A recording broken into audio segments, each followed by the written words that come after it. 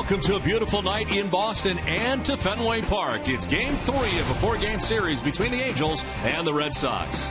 Welcome inside the broadcast booth, everybody. I'm Don Orsillo along with Jerry Remy. Welcome to Red Sox baseball. Well, our Chevy key player to watch is David Ortiz, and once again, he is inching closer to 30 home runs and 100 RBIs. Well, you know, for the last couple of weeks, we've really been focusing on a lot of the young players the Red Sox have, but right now we should focus on Ortiz because he has really been hot recently for the Boston Red Sox. You look at the numbers over the last 4 games, a 500 batting average, 3 home runs, 7 RBIs, 92 RBIs in the season to go along with the 29 home runs. So he's on a pace again to go over 30 home runs, over 100 RBIs, and of course power to all fields, straightaway center field here at Fenway Park, and then last night going to the opposite field for a home run. And what Ortiz has to do the rest of the way is also become a leader to the young players on this team because they look to him.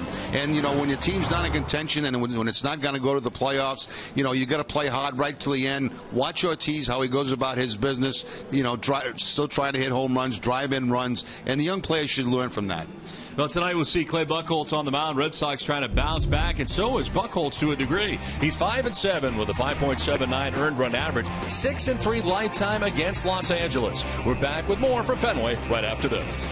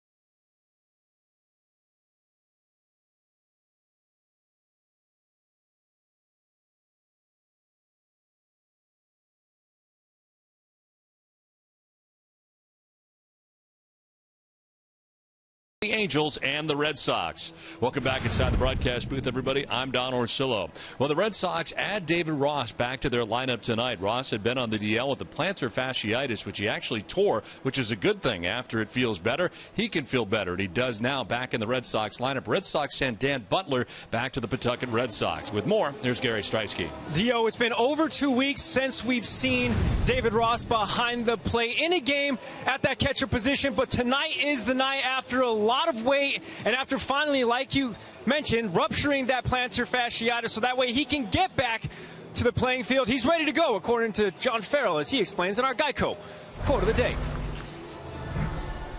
Well, we had mapped out all along as David was going through his rehab and getting back to us, he'd get right back in the mix when he was activated. The number of games to be played per week will be dependent upon how he comes out of tonight, and likely he'll get Saturday as well, just to see how the foot responds. But he's gone through all the necessary steps to get back in the game tonight. So John Farrell saying he'll likely give Ross about 2 starts per week. And even though Ross is that consummate veteran catcher, I was trying to get him to talk to us upon his return and about his return. He said, listen, it's been over 2 weeks since I've seen a scouting report and a game plan. I got to go study. The veteran hitting the books tonight, Dio. All right, he'll be doing the studying. Red Sox will be trying to do some winning when we come back to Fenway. It's Game 3 of the series, and it's next on NESN.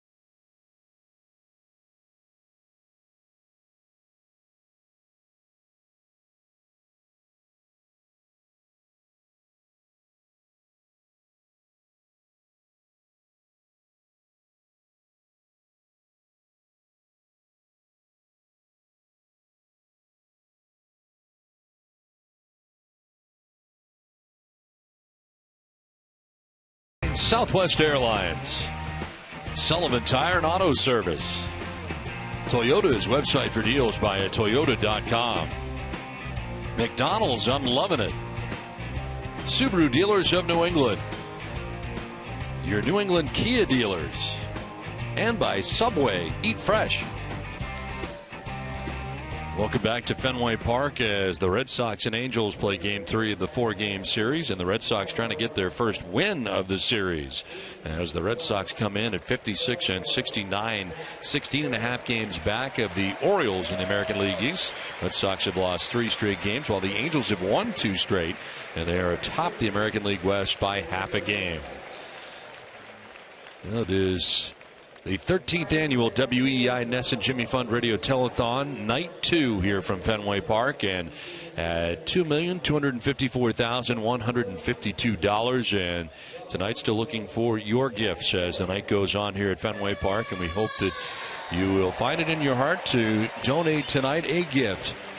All the great stories that we have heard throughout the day, and all the inspiring stories from everybody from Kurt Schilling to youngsters, from the doctors who do the research, and we'll be talking to some of the patients tonight as well as some of the doctors in game as well tonight, and hopefully you'll be able to help us out as the Red Sox and Angels get ready for the 3rd game. Clay Buchholz getting ready for his 21st start of the year, and you can test your Red Sox IQ right now on the MLB Preplay mobile app. Download for free and start predicting every at-bat of every Red Sox game all season.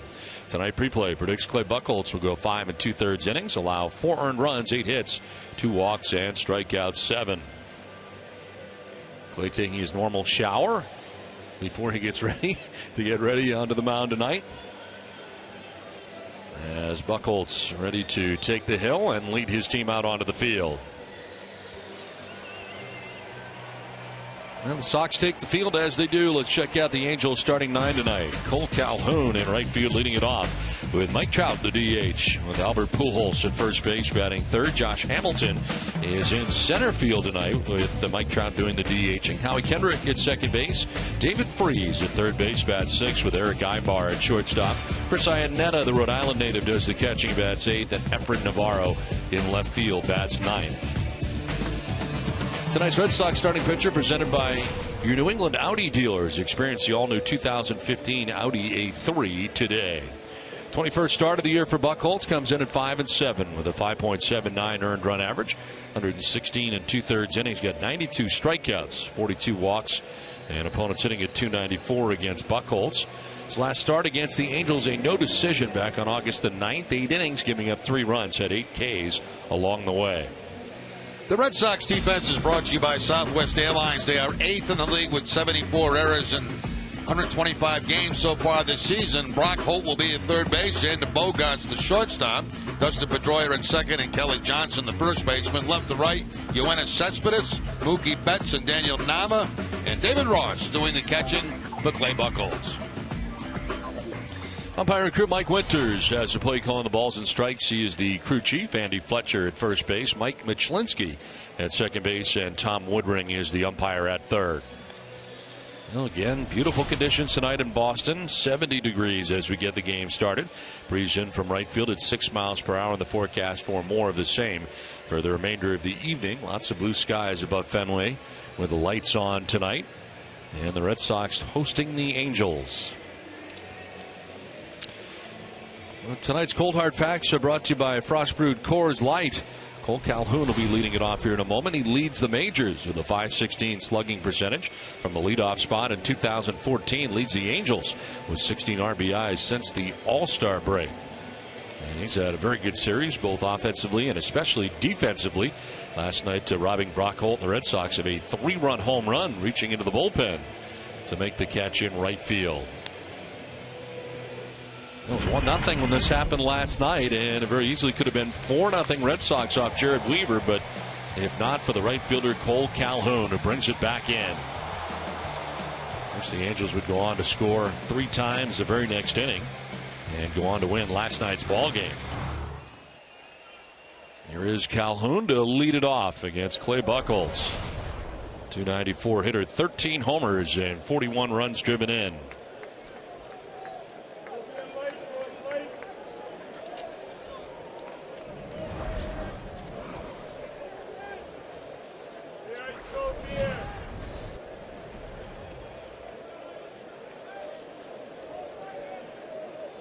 First pitch of the ball game is in there for strike one, and we're underway.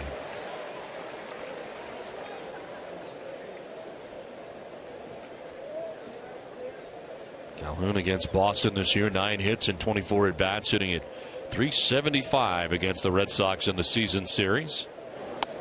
And down on the count, 0-2, high fastball. Well, Buchholz coming off 3 straight no decisions. The Yankees, the Angels, and Houston last time out. The last 2 decisions, or no decisions, have been pitched very well by Clay Buchholz. 8 innings against L.A. and 7 innings against Houston.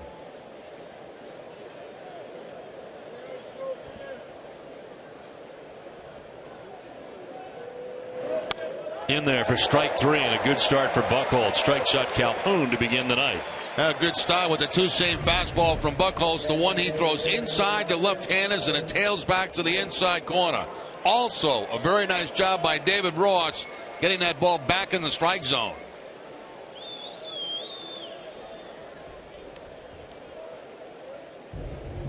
One down here in the first inning for Buchholz. Here's Mike Trout. Night off defensively for Trout, but in there is the DH, and toting the .291 average. 27 homers, 88 runs batted in.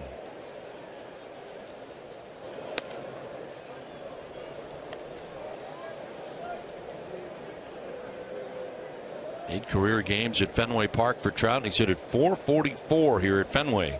16 hits and 36 at bats at Fenway.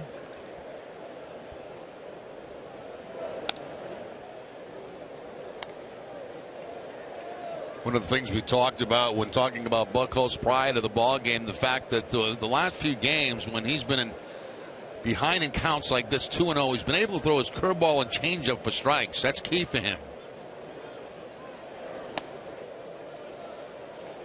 Called the ball a little bit high, apparently. 3-0.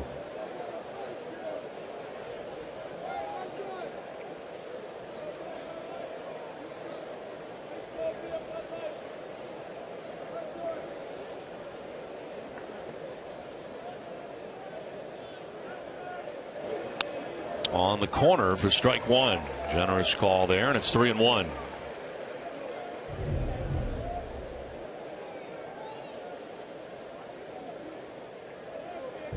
May not have picked up the corner, but he hit the target. That's credit for the strike. 3-1. There's strike two as he battles back.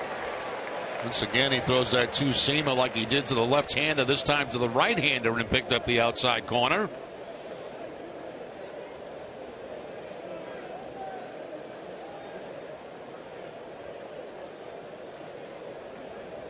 Payoff pitch. And it is the curveball, but it's fouled off.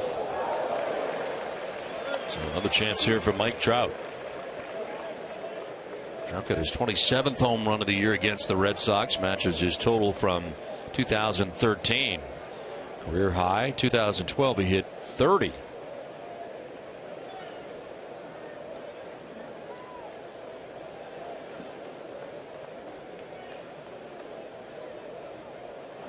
Swing and a miss. Buchholz comes back to get him. Back-to-back strikeouts for Clay Buchholz. 2 down. And that's been an effective pitch for the Red Sox pitching in this series. Changeups with 2 strikes. We saw Webster do it. We see Buchholz do it right there. A changeup on a 3-2 count, and he gets Trout to chase. And Lindsey Buchholz likes it very much.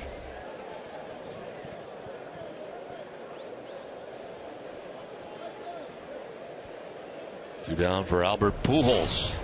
274, 23 homers, 76 runs batted in.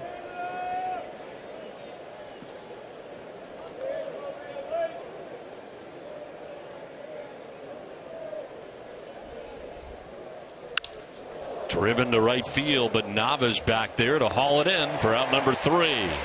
Buchholz has a 1-2-3 first. Red Sox coming up.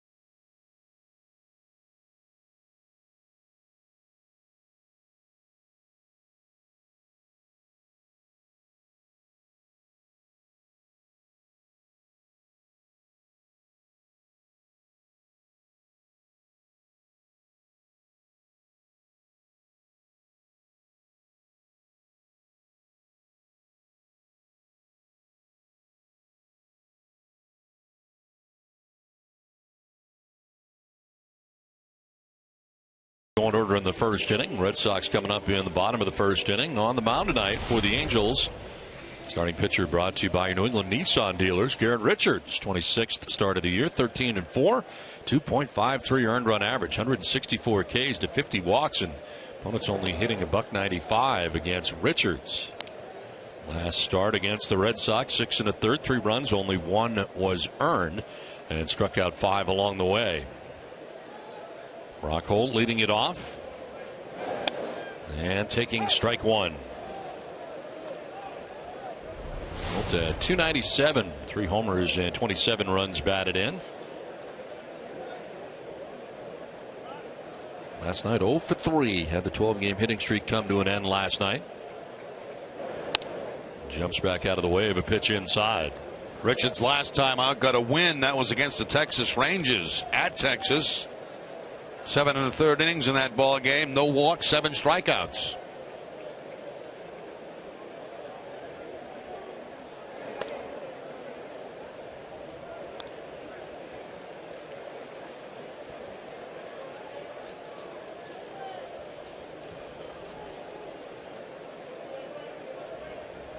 Pedroia waiting on deck, then David Ortiz here in the bottom of the first inning as Holt takes the high strike, and it's a full count. 5 career games for Richards against the Red Sox, 1 start without a record of 4.63 earned run average. The center field, Hamilton coming in to make the catch into the slide.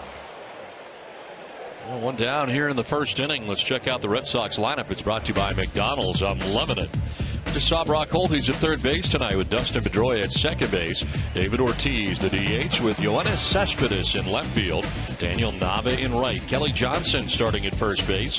Xander Bogaerts, the shortstop, with Mookie Betts back in center batting 8th. And David Ross off the DL, activated and doing the catching for Boston tonight. Injury problems for the Red Sox all of a sudden. Some back spasms for Mike Napoli, keeping him out of the lineup. And Will Middlebrooks with a hamstring problem from last night, still sore. They do not think it'll be a DL scenario, but not in the lineup tonight for the Red Sox. Red Sox adding Alex Hassan among a few moves today, including Dan Butler going back to Pawtucket. With the activation of catcher David Ross. So some movement today for Boston. Ross batting out of the number 9 spot tonight for Boston.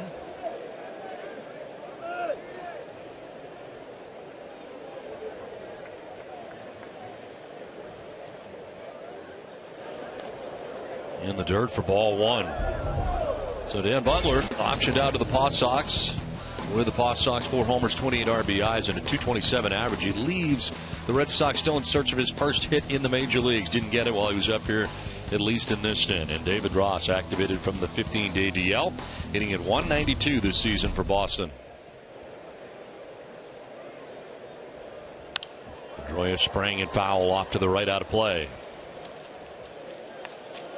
Take the family to the ballpark for one last hurrah with the end of Summer Family Pack, brought to you by our friends at Boston Duck Doors and the shops at the Prudential Center. Special package includes tickets, free parking at the Prudential Center garage, and free Boston Duck Tour rides to and from Fenway Park. Fans can purchase tickets at redsox.com/familypacks. Slider down and away, and Pedroia not chasing. 2-2. 3 straight breaking balls to Dustin, whether they be sliders or curveballs. I believe 2 sliders and 1 curveball, and they're all hard.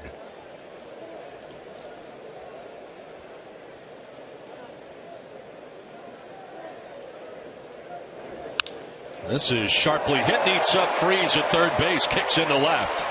And Pedroia is aboard. A hot shot right at the third baseman. Let's take a look at the Angel defense tonight. They are 3rd best in the American League with 63 errors on the season. David Freese will be at third base. Eric Ibar, the shortstop. Howie Kendrick at second, and Albert Pujols, the first baseman. Left to right, Efren Navarro, Josh Hamilton, and Cole Calhoun. And Chris Iannetta once again behind the plate tonight, catching Richards. Well, that takes care of that. First hit of the night for Boston. Last time the Red Sox saw Garrett Richards, he ended up going 6 innings without giving up a hit. That one just eats up Freese. David Freese had absolutely no chance on that ball hit by Pedroia. A line drive with topspin. 1 out, 1 on for David Ortiz. Shift on here, tight to the infield for the Angels on the right side.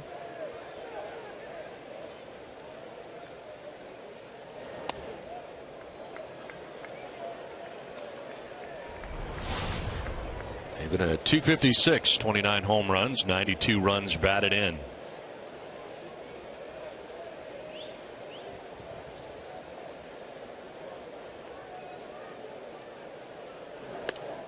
Outside, and it's 2-0.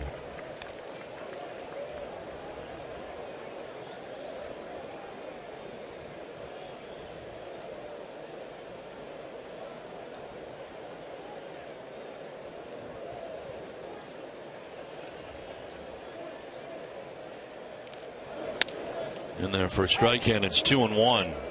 A good velocity on that fastball, 96 miles an hour from Richards. David Ortiz, 1 home run shy of 30. When he gets his 30th, be the most for a player his age since Barry Bonds and Steve Finley back in 2004. 2-1 is into right up over the shift and into right field for a base hit. Pedroia is headed for third. Throw from Calhoun will be cut off. Throw to first, and Ortiz is back safely. And it's first and third with 1 down. Well, it sounded like a broken bat from Ortiz, but good placement out there defeating the shift. Up over the infielders who are playing deep and out in front of Cole Calhoun. Nobody covering third base. Pedroia just continues to go first and third. And once Ortiz sees the throw come back into the infield, he takes off the second, but then had to get back to first base quickly.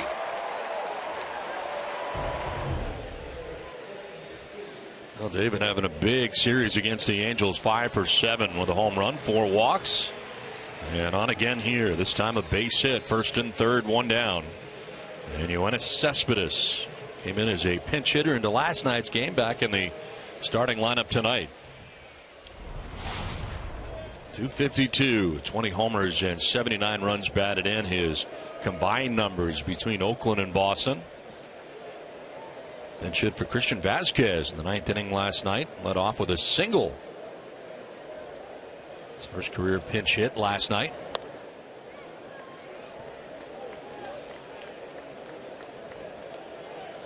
Against Garrett Richards, 6 for 19. 3 doubles, a triple, and 3 RBIs. And all that time in the American League West. Fair amount of chances to play the Angels, that's for sure, if you're on the A's. 2-0.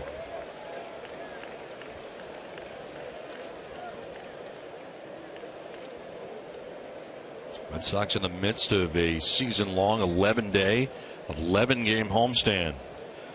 Again with a 4-game series against the Astros, in which they split 4 games against the Angels and 3 against the Mariners. So right field, Cole Calhoun on the move towards the dirt of the track. He'll run it down to make the catch. Tagging is Pedroia. The throw to the plate is not going to be in time, and the Red Sox take a 1-0 lead. You never know with Cole Calhoun in his arm, and his throw is not in time as Pedroia gets in, and the Red Sox strike first. Now Calhoun had a long way to go to make this play toward the line, and once Brian Butterfield saw that, he figured it was time to tag up Pedroia, and Pedroia has no problem scoring as the ball from Calhoun bounces well out in front of home plate. See the catcher have to come up iron-headed to block that ball so it doesn't get by him.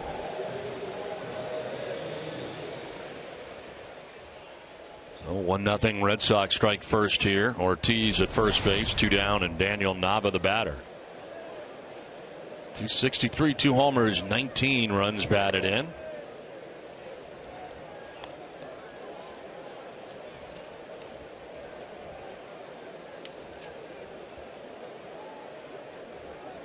Nava 0 for 3 in the game last night with a walk.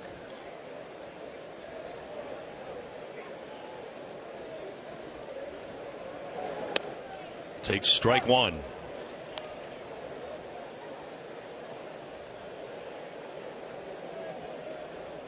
Last 5 games at .471. No homers and 4 runs batted in.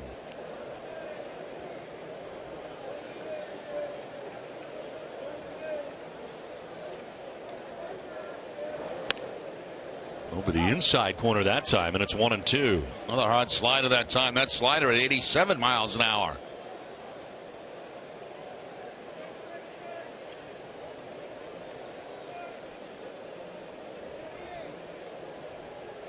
Running conversation per usual. David Ortiz, Albert Pujols. And this is through into right field. A base hit for Nava. Ortiz will stop at second. Calhoun runs it back towards the infield, and Nava's got a base hit. The inning continues. Now that time he takes a little bit off and he throws a curveball. Not a bad curveball at all, but good contact, good solid contact there by Daniel Nava. Finds that hole between first and second. Ortiz has to hold up in scoring position at second base. A good first inning here for the Red Sox. First and second, 2 down, a run in. Kelly Johnson took over at third base last night. Middlebrooks left with the hamstring injury. Tonight gets started at first base. John Farrell saying before the game that first baseman Mike Napoli coming in with the back spasms today and not able to go tonight, so out of the Red Sox lineup. Start for Kelly Johnson at first base.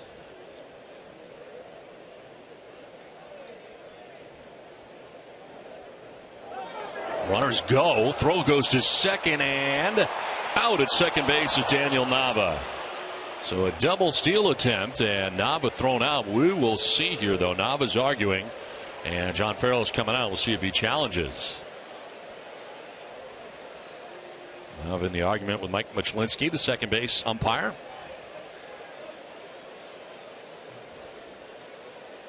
Now throwing behind the runner, getting the tail runner that time.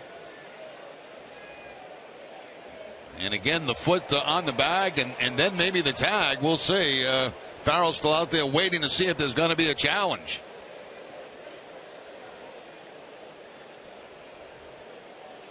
And apparently not. Not going to challenge it. He walks away. So that ends the inning. The caught stealing at second base. 1-0 Boston.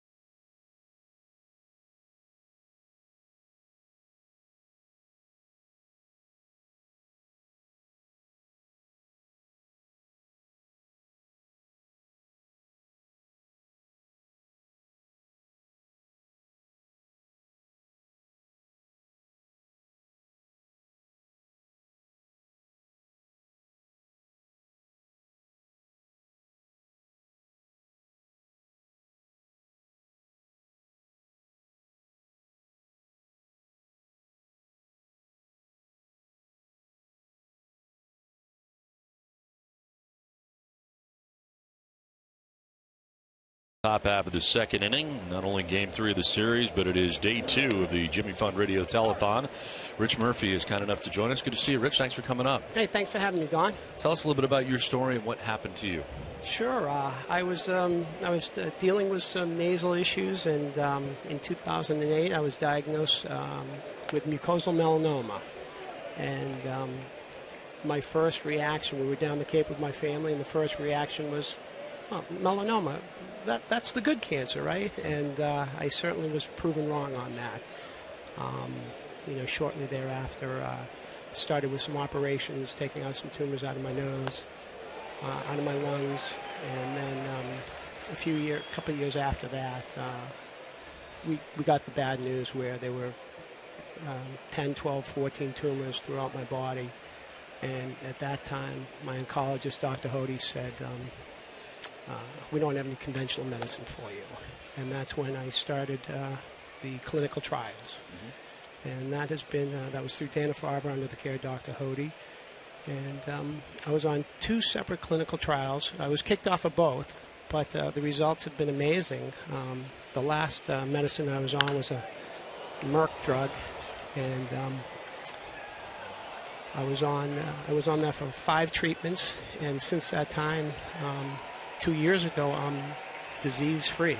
I never like to say cured, but I understand. It's been a crazy ride, and it's all happened through Dana-Farber and the miracle, the work that they do at that institution. I am forever indebted to Dana-Farber. And I love to be a part of it. And this is where they asked me to be here, and I'm happy to tell my story and just let everybody know it's all about hope, and that's what Dana-Farber and the Jimmy Fund really provide. They provide hope for people like me and people like we've listened to on the radio and TV today. Without hope, people aren't willing to fight for themselves. And once again, I know I'm repeating myself, but it's really the mantra that I've lived under in my family over the last 6 years. Dr. Hody has to mean a great deal to you personally and your family, for that matter. Dr. Hody is a rock star. He's an unbelievable man. He's changed my life. I really shouldn't be in the booth with you right now, and because of Dr. Hody, because of Dana-Farber and the Jimmy Fund, and because of money raised for trials, that's why I can stand here with you guys tonight and on this beautiful day at the ballpark. When you're diagnosed with the problem that you had, I mean, how do you possibly stay focused, obviously, on what they're trying to do for you, and what with these new trials and clinics they have, and I mean, how do you get through something like that? Well, it's not easy, but with 3 young children at the time and a very tough Italian wife, my wife Lori, you don't have time to sit there and boo-hoo. Who's going to listen to you? So what we did, me, my wife, and a group of friends of ours, we became invested in Dana-Farber. So we started fundraising. We started exercising just, I started exercising so I could sleep at night because of the conditions. And we've turned it into a little cottage industry for Dana-Farber. We've raised over $100,000 over 3 years through trying for the cure. And, those are the type of things that help you, not think about the situation you're in. Well, and that's important to understand, that the money that people donate to the last 2 days is going to some of those clinical treatments that you're talking about, the medical experiments. Goes towards that, trying to figure out what's going to work, and it goes right to that. It does. It's amazing. During my darkest time, there was a time that Dr. Hody said, I don't have any medicine for you. And we tried one trial, and that didn't work. And we were trying to get into another trial, and I got bounced from this other trial. And he said, things are changing by the day, by the month, by the hour, and you just have to be positive. Something is changing in this field of melanoma, and you just have to be patient. And you question that. You question everything, but you stay the course. And Dr. Hody, is in great hands, and he found me the right medicine, and it's truly been a miracle. Also seems like the timing is so important now that things have come so far over the last, 5-10 years, to where maybe 10 years ago you wouldn't have had the chance to do this, but because of the funding that's taken place, now you do have the chance to take some of this stuff that can help you and has helped you. You're absolutely right, Don. Several years ago, I might be a goner, but I can be the unluckiest man getting the disease, but the luckiest man with the timing, and that's how you have to look at it. Well, everyone we've talked to has said how marvelous the people are at the Dana-Farber Center. I mean, I haven't found anybody who has had a bad experience there. The people first and foremost, and that's really what's important too, especially in a time of need. It's an amazing place. So my aunt Eileen used to donate some time there, and she'd always check on me and say, "How you doing here?" And I used to always say to her, "Aunt Eileen, this going in here is like going to the Ritz, but I don't want to be here." But at the end of the day, now that I'm not there as much, I miss the place. I miss it badly. Once again, it's a fabulous place to be. The care and everything. You're welcome. We appreciate it, Rich. Thank you for telling us your story. Thank you. All right. Thank you. Thank you. Thank you. Nice meeting you.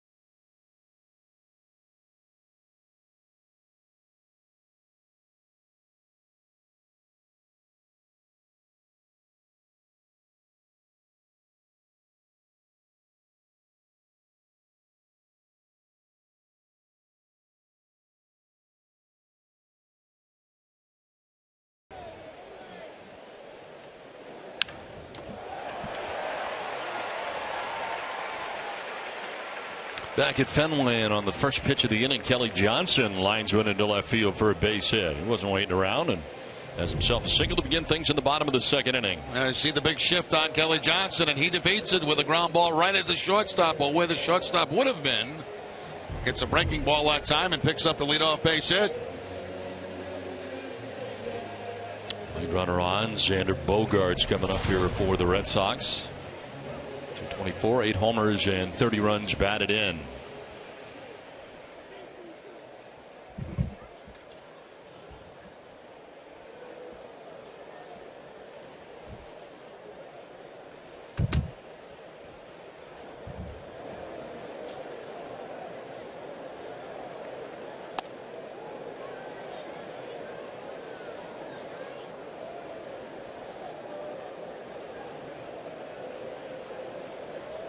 Bogaerts now, Mookie Betts waiting on deck. Red Sox batting here in the bottom of the second inning, and so far Garrett Richards has not been a mystery.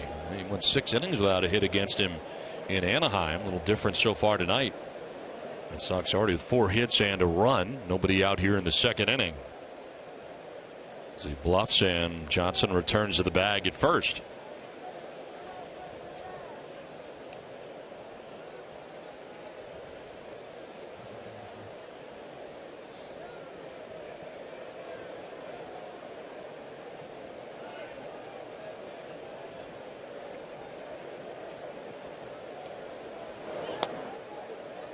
A little low, and it's 2-0.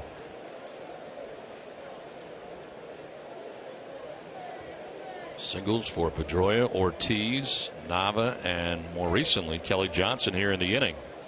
Mike Butcher, the pitching coach, looking on for the Angels.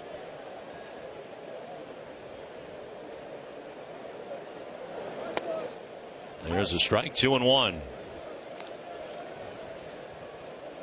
Xander Bogaerts 0 for 7 in the series against the Angels, 0 for 16 on the homestand.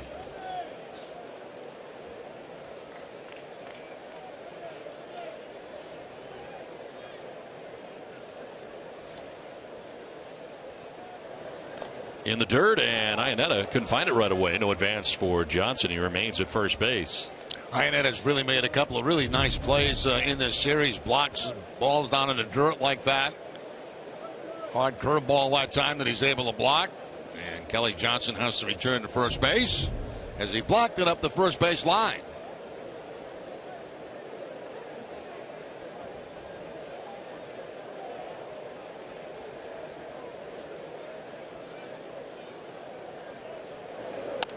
Ball 4, and Bogaerts earns the walk. First free pass served up by Garrett Richards. Let's check in with Gary Streisky. The new Scion TC with tonight's poll question: which will be the tightest division race in baseball? Sox 1 for the American League Central, Sox 2 for the AL West, Sox for the NL West. Text your answer to 5365. Help it. Visit sn.com/terms for all that legal stuff, guys. All right, Gary, thanks very much. Well, the division races as they stand right now, not much of a division race in the AL East, so it's the AL Central, AL West, NL Central, and NL West that are up for debate. And of course, the wild card scenario is going to be very interesting heading down the stretch. A lot of teams involved, and that's the idea when you add a second wild card, and certainly adding for a lot more excitement and a lot more cities than ever before. The last couple of years and the existence of the second wild card. Mookie Betts coming up with 2 on, nobody out.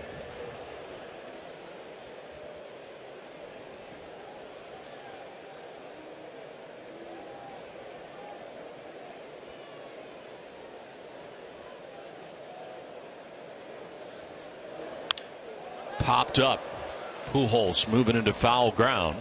Infield fly rule in effect as he makes the catch for the first out of the inning. I want to remind you to tune in to Red Sox Friday Night Fenway, presented by Budweiser, Friday at 5:30. Be sure to visit the Arc Lounge and Nightclub in Kenmore Square before every Red Sox game in August. Fans 21 and over can participate. Budweiser, great times are waiting. Grab some buds. Well, a single and a walk to begin the second inning for the Red Sox, but Mookie Betts fouls out to Albert Pujols for the first out here of the second inning and brings up David Ross.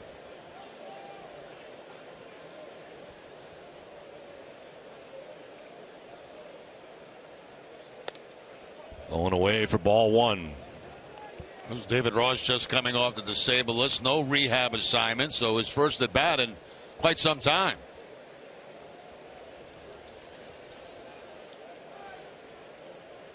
Went on the DL on the 2nd of August. Left the game the day before, so August the 1st. Last time that he played in, as there's a swing and a miss. Of course, he ruptured it running to first base down the line. Last fastball at 98 miles an hour by Richards.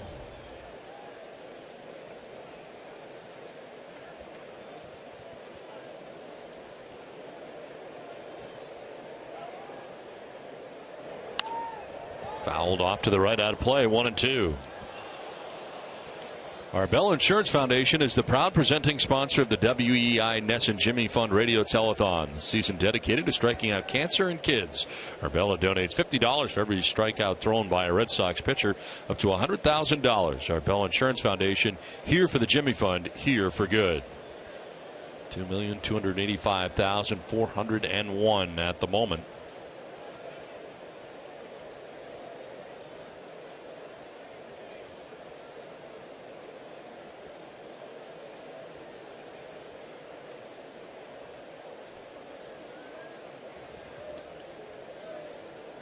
One-two pitch. Line to left center field for Ross, in for a base hit. Kelly Johnson being waved around. The throw from Navarro is not going to be in time, and the Red Sox take a 2-0 lead. So how about that? No rehab needed for David Ross, back in the lineup after a couple of weeks on the DL, and he drives in the Red Sox second run of the night. Yeah, it's hard to figure. You know, guys go down, get so many at bats, and Ross comes up here in his very first, gets a fastball in with 2 strikes, and cleans it out for the base hit. Ross picks up his 13th RBI of the season. The Red Sox take a 2-0 lead. As Kelly Johnson comes around and scores. No chance for Iannetta to make a tag on him.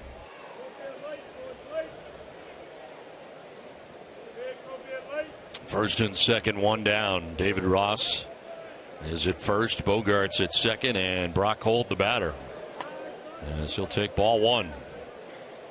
Holt lined out to the center fielder Josh Hamilton, who went into his slide to make the catch out there in center on him.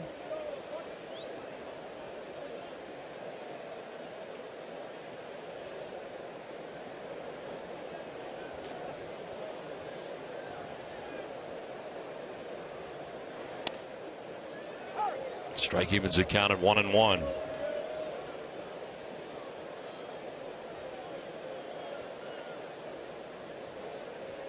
Bogart's at second, Ross at first with 1 out. Red Sox got a run off Richards in the first inning, a run off him so far here in the second.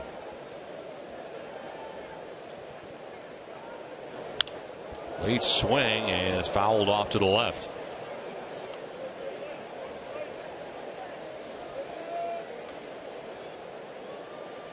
Holt now, Pedroia next.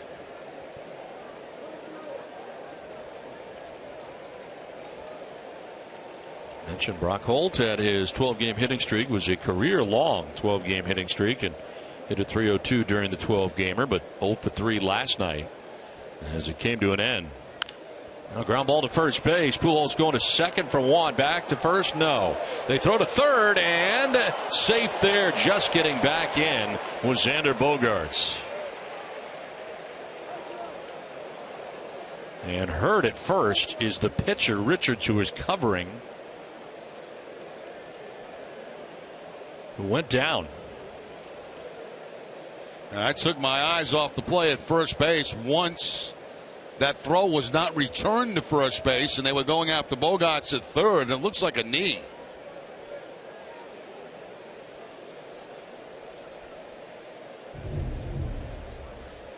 We'll take another look at it here as Richards gets over to cover first base.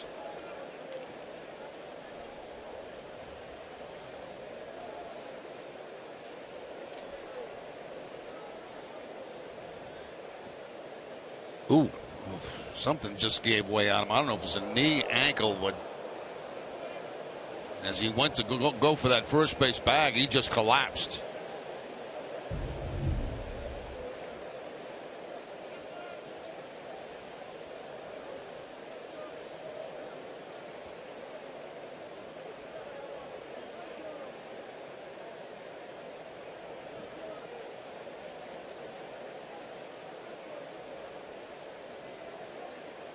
He's in some serious pain.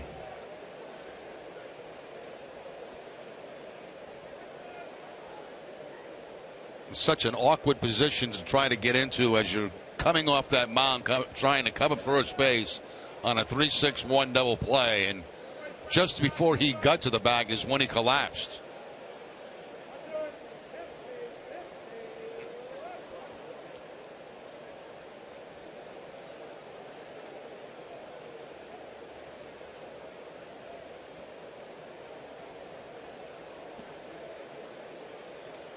It's like that left knee, right? That's what it appears to be working on. Thought perhaps he had rolled his ankle the way he went down, but it must have been higher. Looked like either one, the knee or the ankle. They had asked for a cart, I believe, as Rick Jameson went out there to check with the Angels trainer.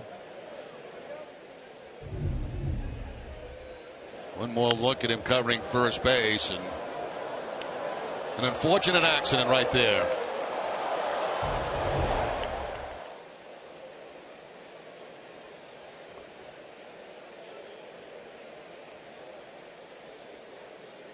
Dr. Ronan looking on.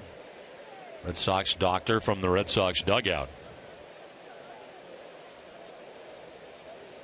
And they are going to bring the card out. It has come from left field.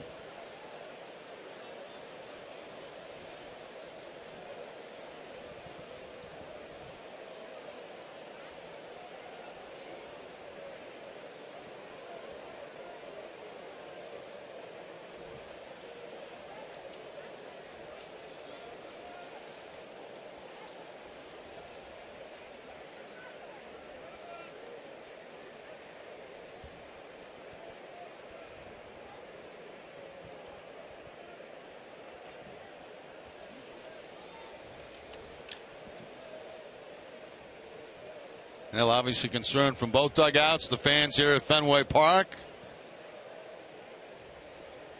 and Angel teammates.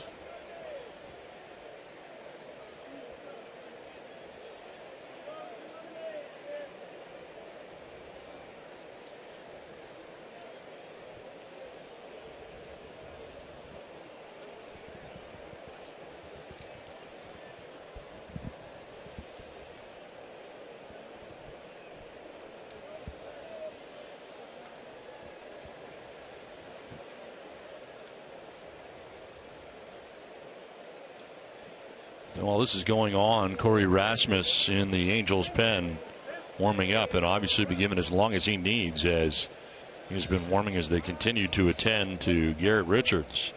Angels pitcher going to cover the bag at first. An apparent leg injury here, and has had him down for quite some time, and in a great deal of pain, no doubt about that.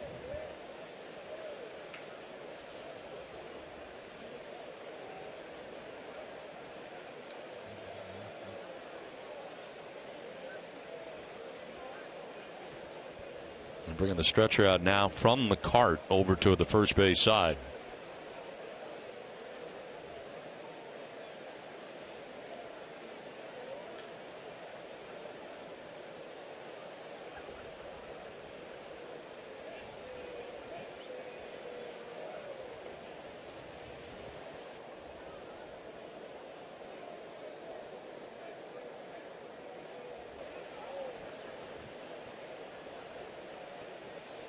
Now the stretcher coming from the Canvas Alley area.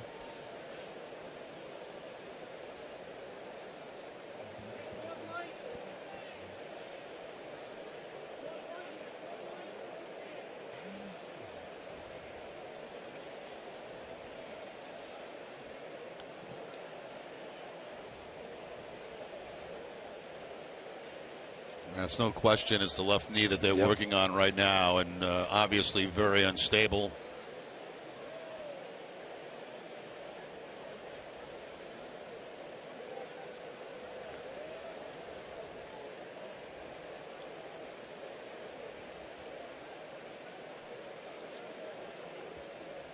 So many things that can go wrong with the knee. Cartilage obviously is a concern, but more of a concern of the ligaments.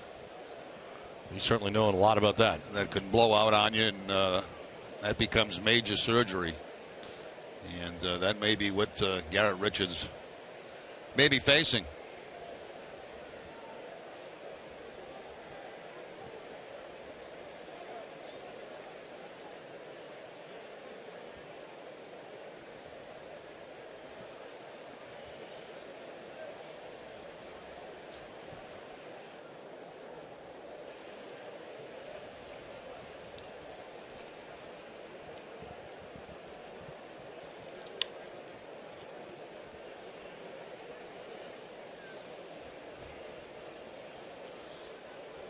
Again, this is Angels pitcher Garrett Richards, who went over to cover the bag at first. Number Pujols through to second base to get a lead runner in David Ross. He was covering first base in the anticipation of the back end of a double play at first base, and that's when he injured himself, and it appears to be a knee. And he went down and has been down ever since. Got him on to the stretcher now, and they will lift him up momentarily.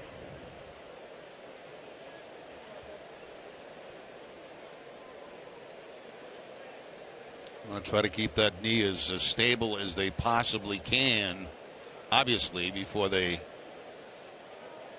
get him on the stretcher to get him to the hospital.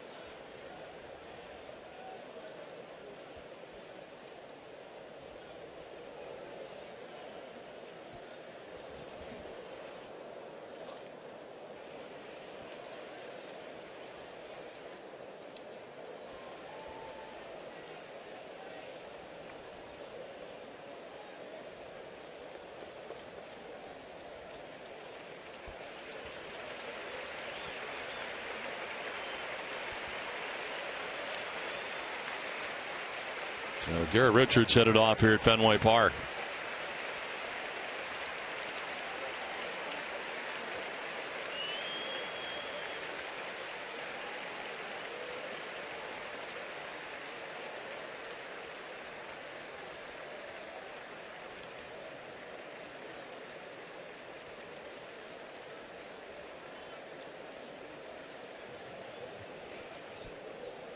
We will step aside and come back with the new Angels pitcher right after this.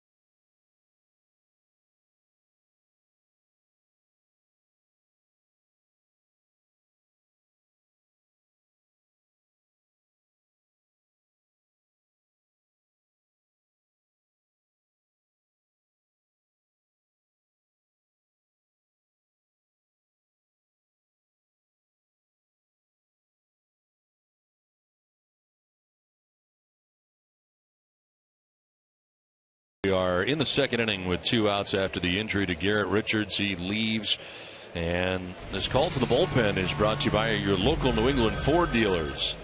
As Corey Rasmus into the game here for the Angels. His 22nd appearance. He's 2-1 with a 2.61 earned run average. 31 strikeouts to 10 walks. Opponents hitting at 235 against Rasmus. He spent a good amount of time warming up during the injury for Richards while he was on the field, so he didn't need that much time to get ready as he came in. First appearance of him on this road trip, and this is the 7th game the Angels have played on the trip. And of course, his brother Colby Rasmus, the center fielder for the Toronto Blue Jays, who we've seen many times. Corey Rasmus in here for the Angels as Dustin Pedroia stands in. First and third for Boston, 2 outs, a 2-0 Red Sox lead. And Pedroia takes strike one.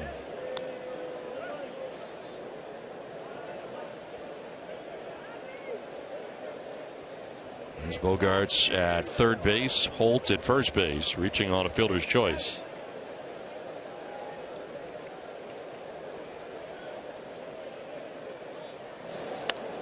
On the corner, and it's 0-2.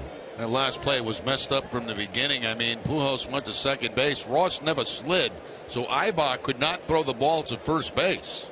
He could not throw it back because Ross didn't slide, and then went to third base to try to get Bogarts. Almost had him picked off. Taken off is Holt at first, and Pedroia pops it up. Foul ground and out of play.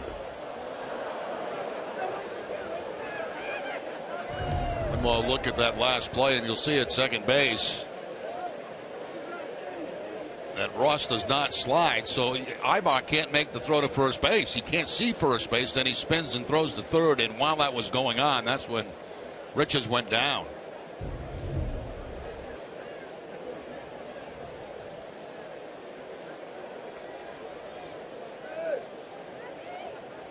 Pedroia down 0-2 with 2 outs in the inning.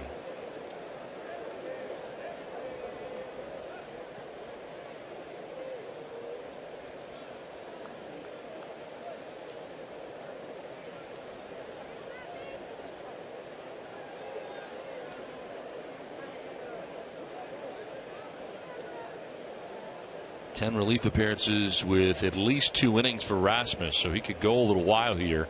The Angels lose their starter in the second inning. Pedroia strikes out to end the second inning. Red Sox pick up another run, take a 2-0 lead through 2.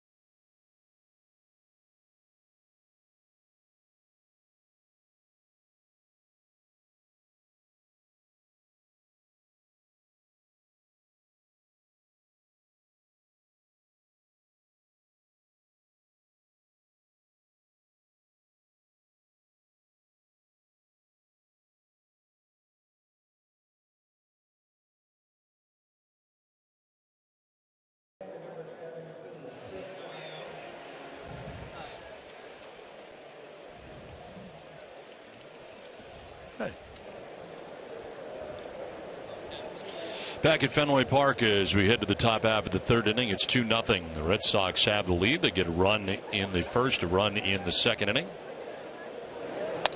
And a first pitch ball coming into Chris Iannetta, leading it off here in the third inning.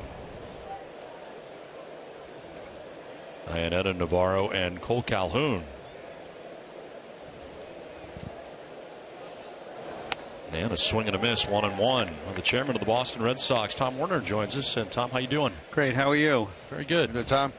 It's a nice night and 61st anniversary of the relationship between the Jimmy Fund and the Red Sox, and it's a very special evening. The last 2 days, huge as always. It is truly amazing the partnership that the Red Sox have with the Jimmy Fund, one of a kind, and one that a lot of major league teams are trying to emulate, it appears. Well, this is a great compliment to everybody in Red Sox Nation. I understand that we've gotten donations from every state in the country and from people around the world, and it's so great because it's Red Sox Nation coming together. I've heard so many of the stories today and how touching they are, but it does appear that this money is working, and that is someday, hopefully, we won't have to have this telethon, but until then. You know, 80% of the children now who are diagnosed with cancer are surviving, and the research at Dana-Farber is outstanding, and it's really making a difference. It's really amazing when you hear the doctors talk about the advances that have come about over the last 10 years, and people who would have absolutely no chance of living now are living and living normal lives. It's incredible. We are really making great advances, and again, you know, federal funding is going down, and so it's so important for people to contribute. And I know a number of the Red Sox partners today. We had a challenge grant. We raised about $125,000 from our ownership group, and everybody's doing their part. It was a ground ball towards second base. Pedroia fields and throws for the second out. When did you first learn of the Jimmy Fund? I know, of course, at Harvard. I mean, did you know about it then when you were here? Well, I think everybody knows about the relationship that Ted Williams had with the Jimmy Fund. And as you know, Red Sox players throughout the years have been associated with it. And Mike Andrews did such a great job. And I saw today, I was just watching on television, that the entire team came down to WEEI around 4:30 just to demonstrate their commitment to it. And, you know, to a man, and I didn't know until today that David Ortiz's father was fighting cancer. So I think everybody's touched by this, and I just want to say I rarely go on the top of an inning because generally the other team scores. So I'm glad it was so quick, and I just want to say thank you to everybody for contributing. All right, Tom, thanks very much. We appreciate it. 2-0 Red Sox after 2.5.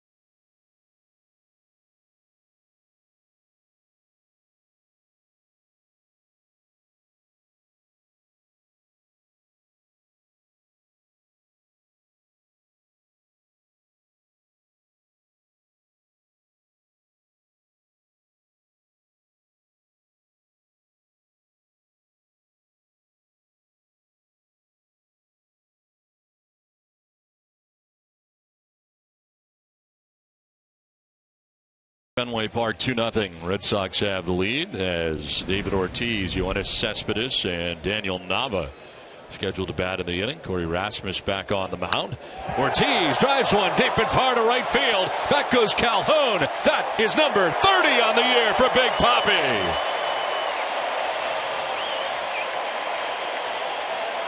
So he has done it yet again.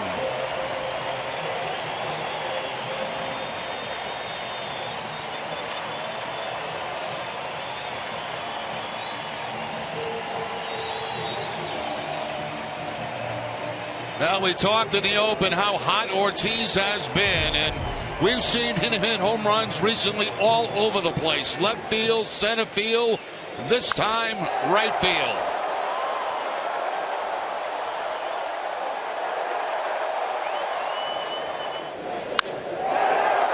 Number 30 on the season for Ortiz, RBI number 93. A 30 home run season for David Ortiz, and the Red Sox have a 3-0 advantage.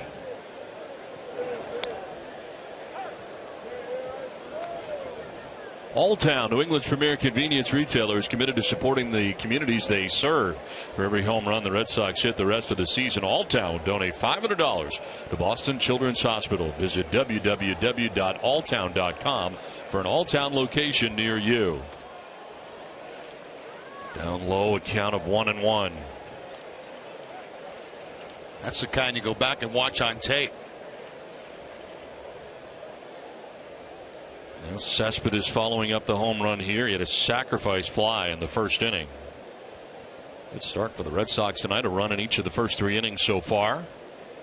And still nobody out in the third. A ground ball at Kendrick at second base. 1 down.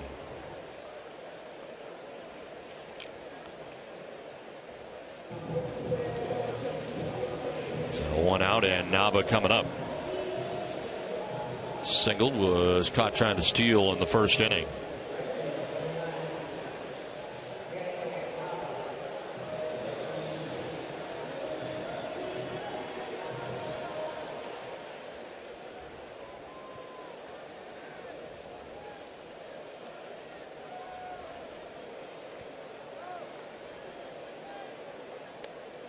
In there for strike 1 to Nava.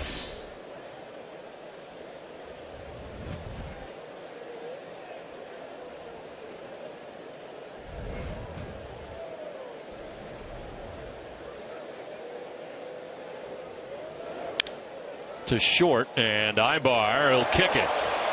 Reaching at first base is Nava. Usually very sure-handed. Eric Ibar at shortstop took a step to his right, and the ball deflects off his glove. Should probably go as an error on Ibar. If it does, it'd be his 8th of the season. Got himself back on that grass, and sometimes when you do that from dirt to grass, you get a strange hop. It is an error charge of the shortstop. So Nava board on the air, 1 out, and it brings up Kelly Johnson, who singled his first time up to left field. Shows bunt, pulls it back, and takes strike 1. Johnson getting the start at first base tonight. Again, Mike Napoli out with the back spasms tonight. So Kelly Johnson getting the start at first base, batting 6th for the Red Sox tonight. There's Bogaerts on deck.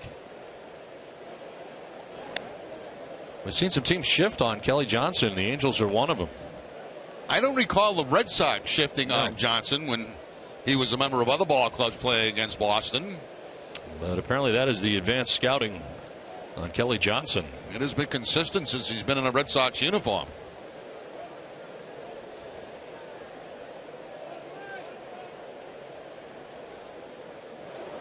Swing and a miss, and he's down 1-2. Move over the third baseman. David Freese now further over into the shortstop hole, over towards second base now. And they're moving him some more.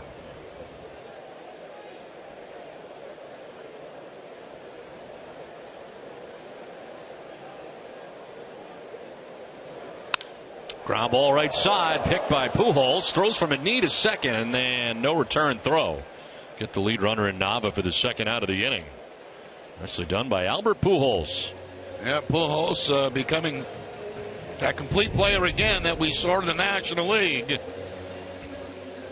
Over the injuries, swinging the bat well, playing very good defense at first base. You look at his numbers, Pujols only has 2 errors all season long down at first base. Took a base hit away from Kelly Johnson right there. 2 down, Johnson at first base, and Xander Bogaerts the batter. Xander walked in the second inning. And a swing and a miss for strike one.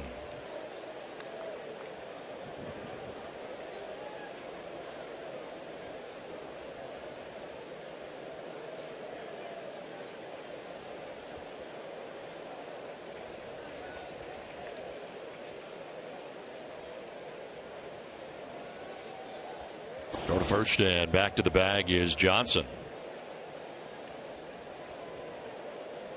Bogaerts now 0 for his last 19.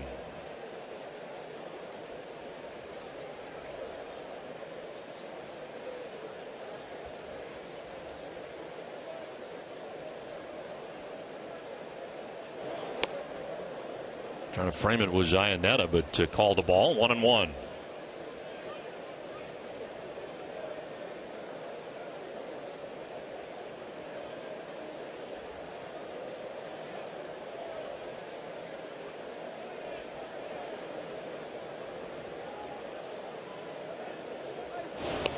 Back to the bag at first is Johnson. Those who can run will run against Rasmus because he is very slow to home plate.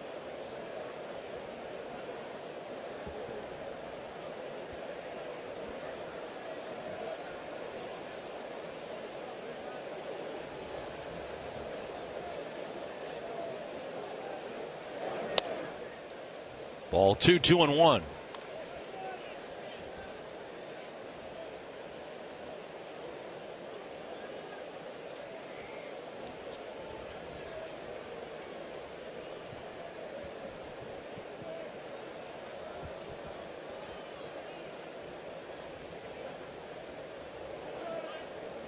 Runner goes, and Bogaerts hits a fly ball to shallow left. Navarro coming in, and he'll put it away to end the inning. Red Sox get a home run from David Ortiz. Red Sox lead at 3-0.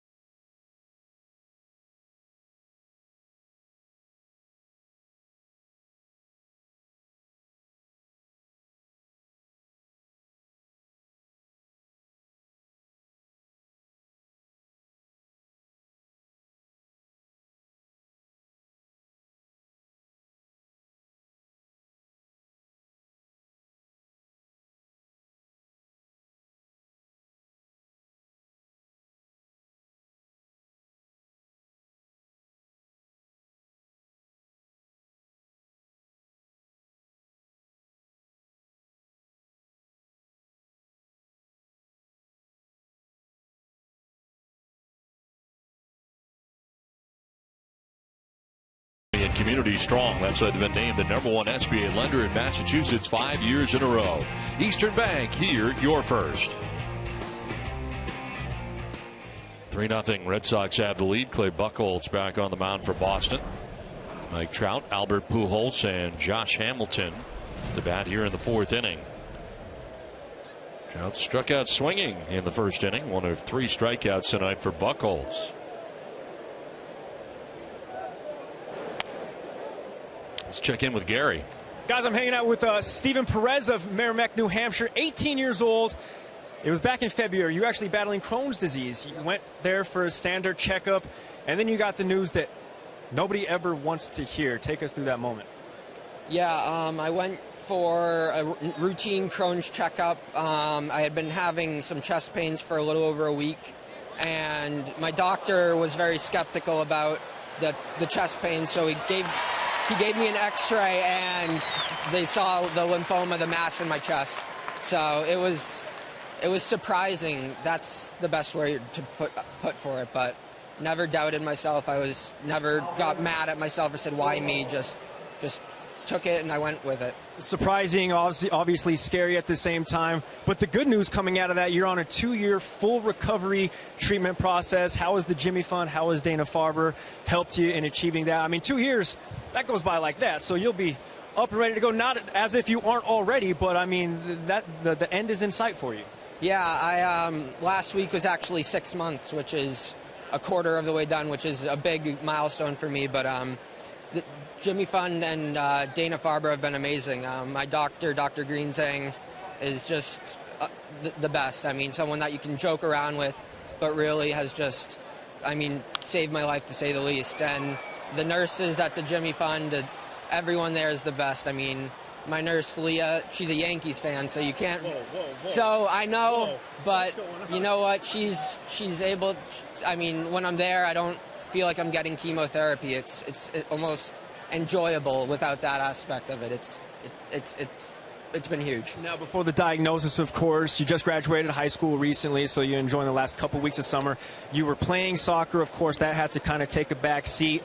But you said 6 months into treatment, and now you're kind of up and about, running around, going to hit the soccer fields this fall at Holy Cross, I'm guessing? I'd wish, but I'm actually starting at Holy Cross in the spring semester. But I'll definitely be playing sports, being active. I've already got back to being outdoors a lot, running. So I don't know. I don't really feel like I have cancer because I'm pretty healthy right now, and I've been able to enjoy my summer like anyone else. That's fantastic. And I know you're kind of the middle, or I guess the second youngest of 3 siblings. And, of course, your mom and dad who are up in the stands right now watching us. How have they been able to kind of rally around you? Because, of course, nobody ever wants to see this happen to a family member, but it affects everybody. I mean, whether it's you, me, everybody in the stand, they've been affected by cancer. How has your family rallied around you? My family is the support that they've given me and the support that we've gotten from others. It's just made it so much easier. It's made it not a struggle, not as much of a bear as it should be when you think of cancer. I mean, it's brought us together so much. I mean, when I first got diagnosed, I had to shave my head. My family stepped right in. My brother, my dad, all my friends, they all shaved their heads right away for me. And it's just incredible that how something like this brings people together. That's fantastic. And I know, like you were mentioning, you're starting college in the springtime. Yep. You were making the rounds on WEEI. You were part of the WEEI Nesson Jimmy Fund Telethon. The broadcast, the radio broadcast, you're getting some FaceTime here. You're starting college. The ladies, you're going to have to kind of keep them off you, man. Yeah, it's been a very surreal past day or so, and just the opportunities that have come out of this, but don't worry. I'm sorry, Katie, for that, but don't worry about it. He told me he had a girlfriend. I just had to give you a hard time about that one.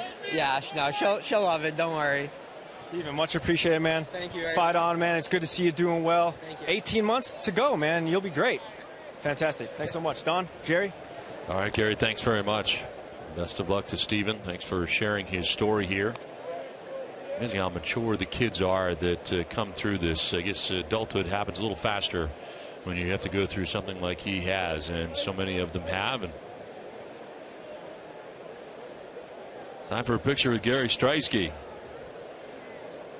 1-0 pitch coming up here for Howie Kendrick. Runner at second base, Josh Hamilton, and a grounder back up the middle into center field. Hamilton being waved around. He will score the Angels' first run of the night and is now 3-1. All this coming with 2 outs. The double by Hamilton has been struggling mightily, and then an RBI single by Kendrick, and the Angels are on the board. There have been a couple of balls hit very hard in this inning. Certainly the one by Pujols for an out, then the double off the wall for Hamilton, and up the middle goes Howie Kendrick. Kendrick picks up his 52nd RBI of the season and puts the Angels on the board. Now you're talking about the out for Pujols. Cespedes appeared to lose it in the light bank and amazingly made that catch. Wants the ball because he was 0 for 13 prior to that base hit. Pitch in there for strike 1. That's what players get. They get so relieved after you've been in such a slump. And, you know, that's a long time to go without a base hit. 13 at bats. And that's why he was making that gesture to the dugout. Get the baseball for me.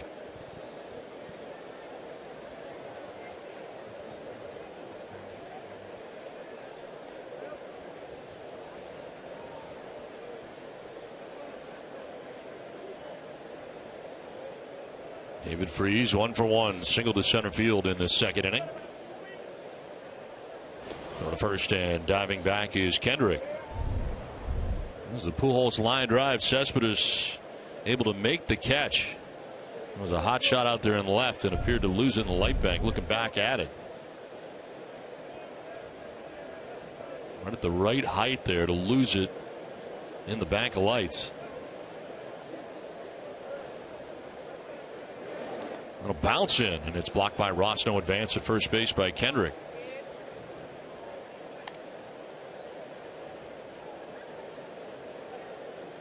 Well, the Red Sox right now have 2 outstanding defensive catches on their roster. Christian Vasquez, who we've been watching quite a bit lately, and David Ross now just off the disabled list. Excellent defender behind the plate. Does a nice job blocking that curveball from Buchholz.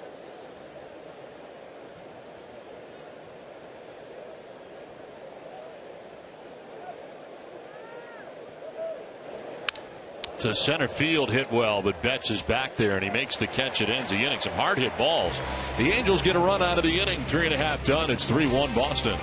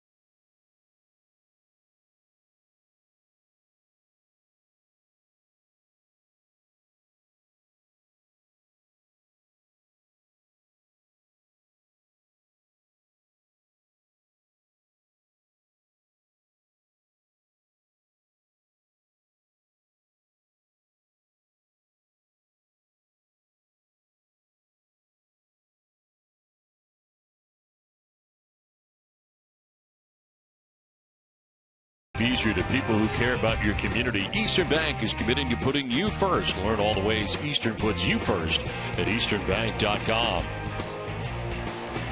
Last half of the fourth inning at Fenway Park. Red Sox holding on to a 2-run advantage on top 3-1. Corey Rasmus has been in the game since the second inning, taking over for Garrett Richards. Inning and a third so far. And here's Mookie Betts leading it off and taking ball one.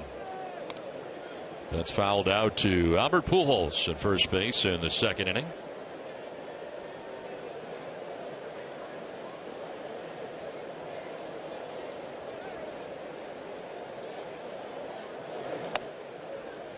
A high strike call evens the count at 1-1.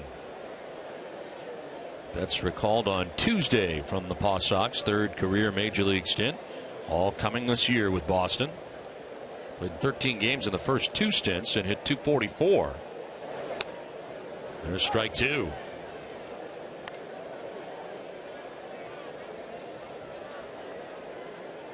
Two for 7 since rejoining the Red Sox here, and all of it coming on the homestand. Jackie Bradley Jr. back to Pawtucket.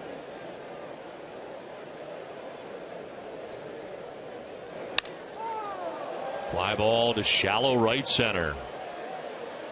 It is Hamilton, the center fielder, who makes the catch for the first out of the bottom of the fourth inning. Looking for the best deal on tires? There's only one place to go, Town Fair. It's the best prices and great free services because nobody beats Town Fair. Nobody beats Town Fair Tire.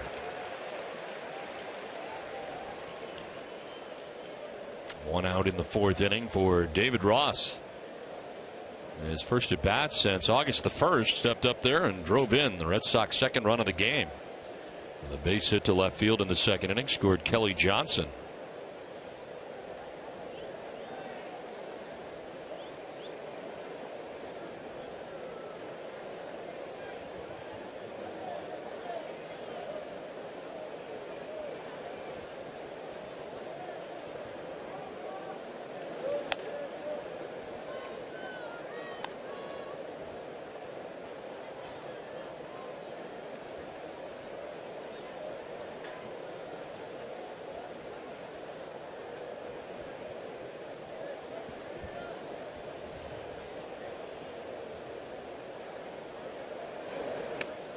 Ross thought about it. Did he go? No, says Andy Fletcher, first base umpire.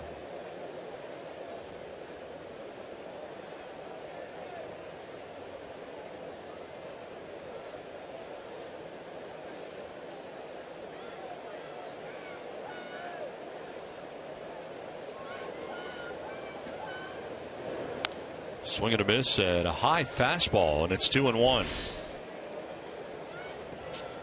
Well, actually might have been out of the strike zone that time to David Ross, but 2-0 count. Looking for a fastball, takes a swing at it.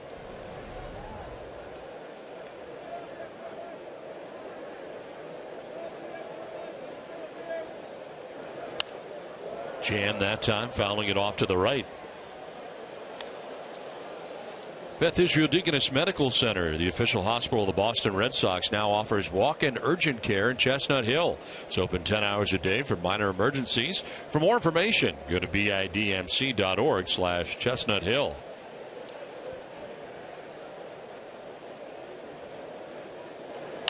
Ross fights off another one to the right now to play. Running in on him.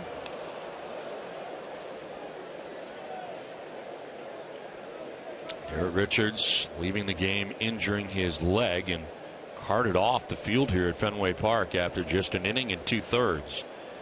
Ended up being charged with 5 hits, 2 runs, walked a batter, and did not strike anybody out. Outside for ball 3.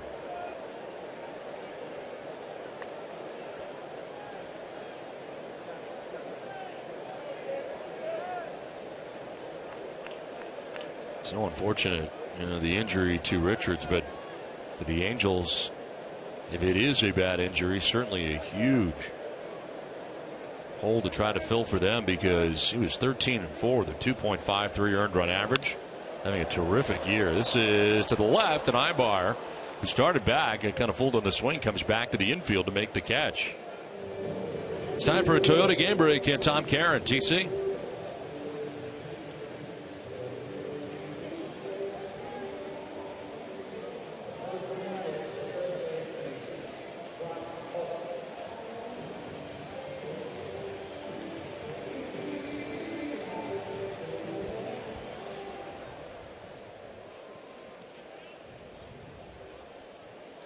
All right, Tom, thanks very much. We're looking forward to that after the ball game as the Red Sox currently hold a 3-1 lead.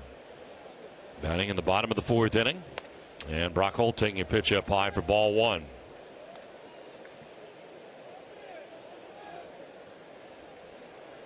Holt lined out to center field in the 1st inning. Reached on the fielder's choice in the 2nd.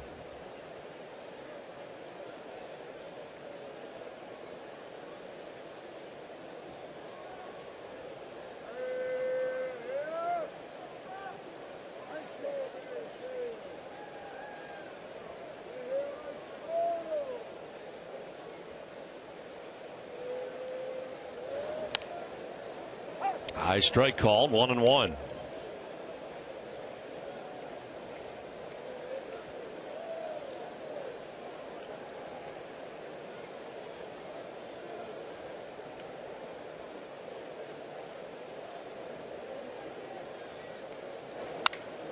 Line to first and caught by Pujols to end the inning. It's a 1-2-3-4. It's a 3-1 Red Sox lead.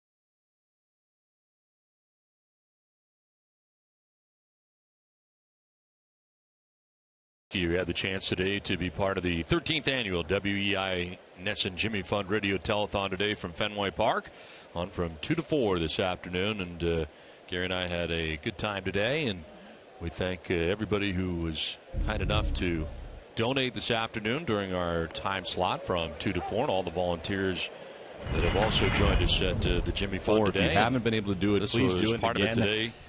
No, of course, the WEI right in behind us and carrying a lot of the We're programming, Jerry, while we were on there for those 2 hours. You might imagine. But we were a part of it. Thank Gary very much for his contribution, his first telethon here since joining NESN. Did a great job. Yeah, that was fantastic, Dio. Honestly, I was looking forward to that since I started at NESN last July, and really I'm already kind of counting down the days for next year. That was absolutely fantastic. Big props to Rose, director here with us, who kind of helps springhead that, and yeah, she did a fantastic job, and that was just cool. I mean, just the collective effort between WEI and NESN, that was a cool thing to be a part of, no doubt. This one is fouled off down the third base line. Still 0-2 here to Eric Ibar. And a happy youngster right there.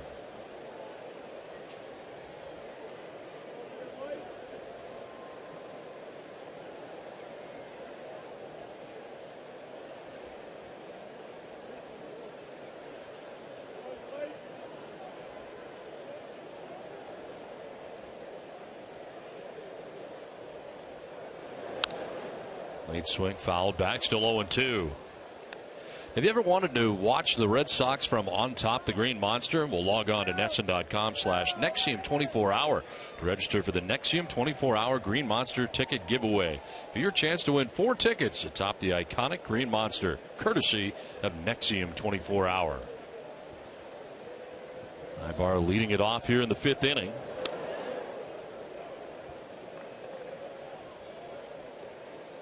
Followed by Iannetta and Navarro here in the top of the 5th.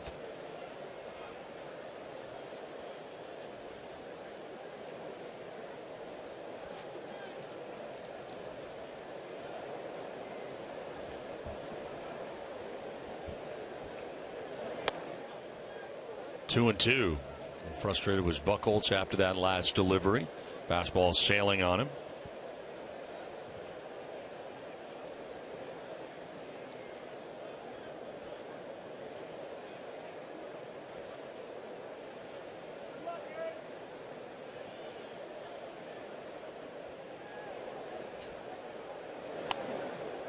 Buchholz had been ahead 0-2, but a full count now. Tried that two-seam fastball to try to come back on that inside corner. Not quite enough.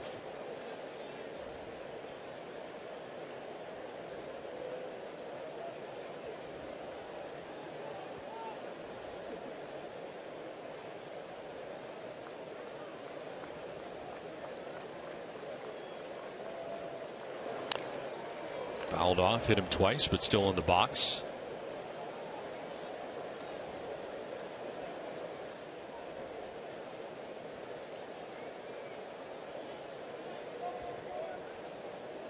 Baltimore getting more room atop the American League East. They start the game 8.5 games better than the Yankees tonight.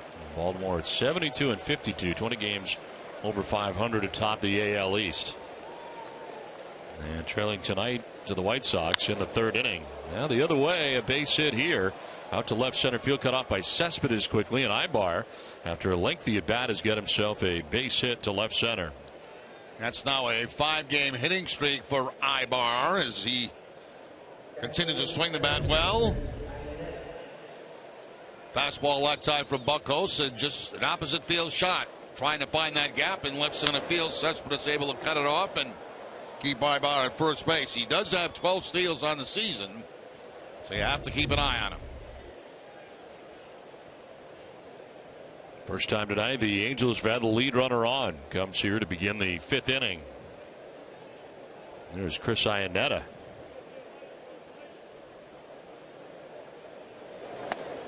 Take strike one.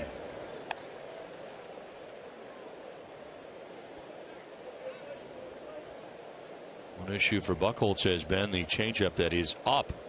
Let's get that changeup down. That one was called a strike, but right at the top of the zone.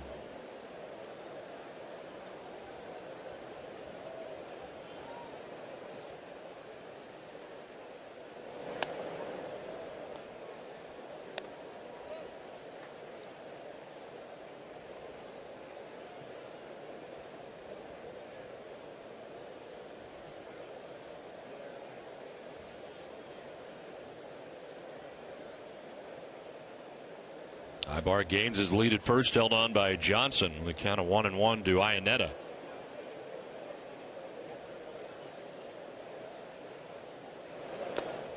Iannetta's been batting in the number 9 spot the first 2 nights of this series, but moving up in the order to 8th tonight with Navarro batting 9th.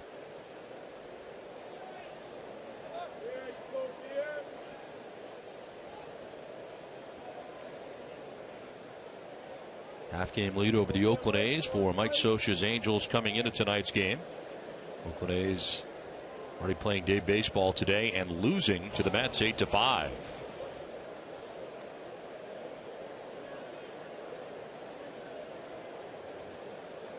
So it's actually a full game now. Lead against the A's in the West with the Athletics' loss earlier today.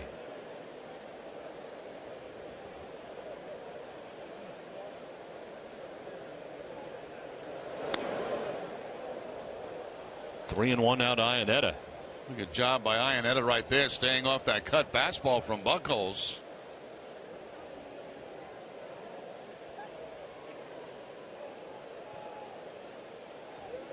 For Navarro waiting on deck.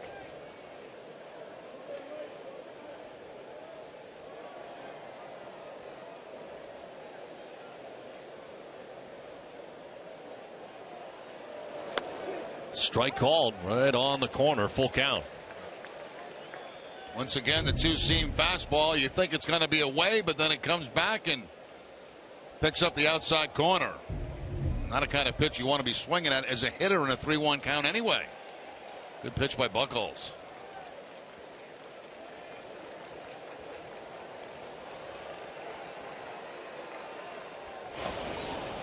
So the first and back to the bag is Ibar, and a dive back.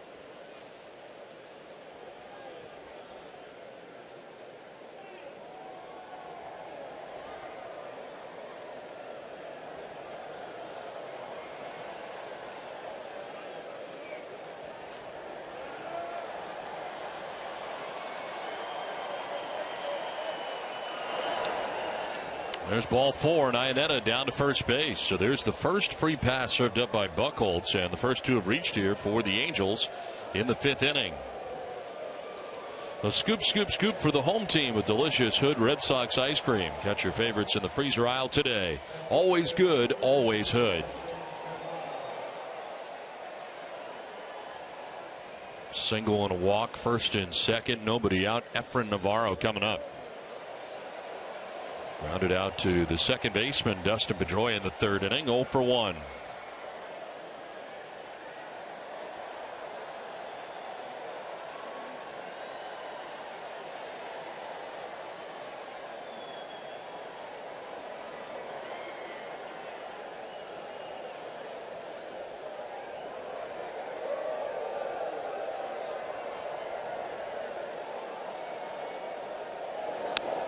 Strike 1.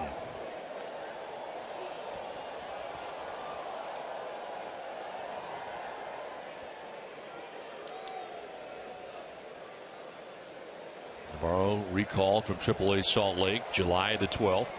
This is his 3rd stint of the year with the Angels this season. He was a 50th round pick in 2007.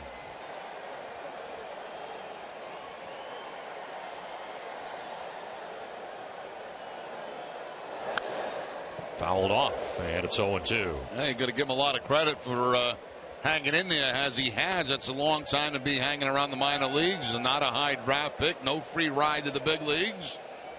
And here he is on a first-place club.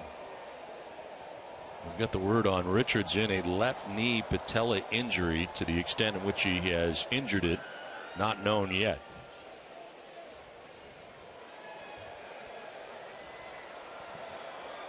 And Garrett Richards leaving this game with a knee patella injury. Left knee. Bouncing in, blocked by Ross. No advance for the base runners.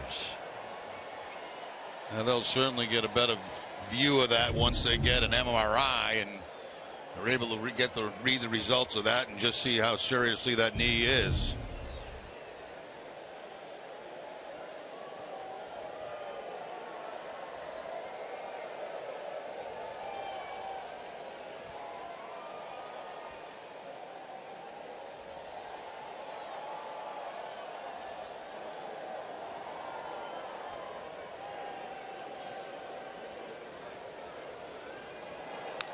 Fouled back, still 1-2. RBI Baseball is back with all 30 MLB teams and 2014 players. Get the retro 2-button style baseball game you've been missing. Visit RBIGame.com for more details and download today on your console and mobile device. The Colts has given up a single and a walk to the 7-8 batters, now dealing with the number 9 man with a 1-2 pitch. And it's fouled back again. 92-mile-an-hour fastball for Clay Buchholz.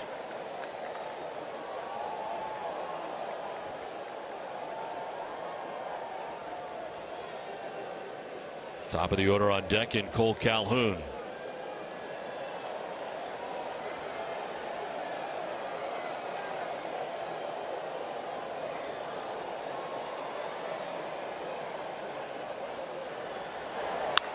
Line to right and in for a base hit. Ibar stops at third. Base is loaded with nobody out. It's the bottom of the order, setting the table for the top of the order. Now that time it's the curveball that Navarro gets and puts on a line in front of Daniel Nava.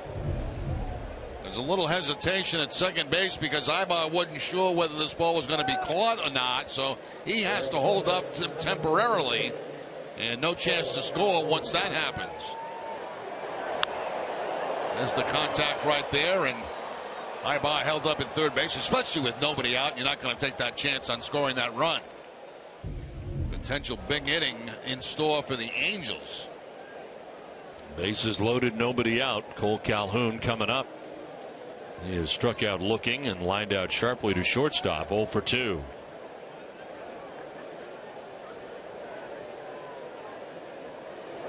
Swing and a miss for strike one.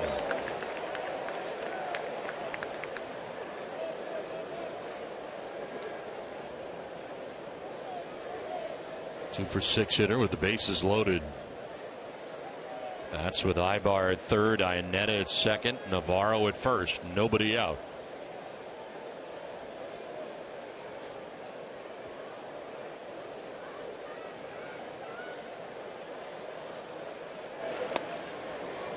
One and one.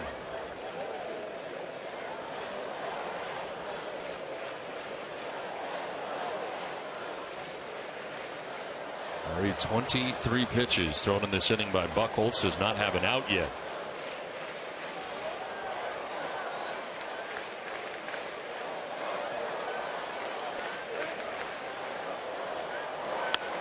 Inside for ball 2.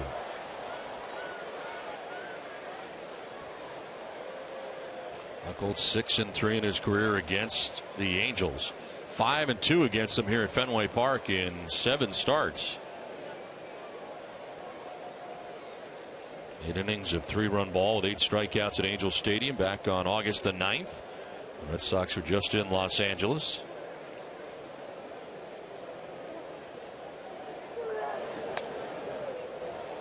Falls behind 3-1 and no place to put Cole Calhoun. And a lot more pitches elevated in this inning than Buchholz would like.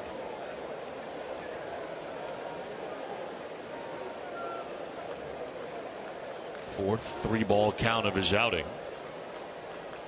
Walked only 1 so far.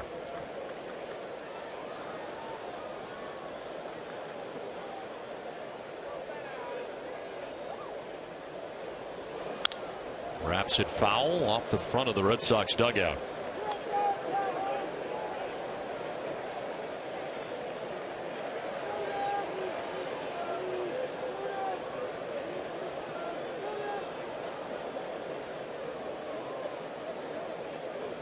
Talk about taking a walk outside the box.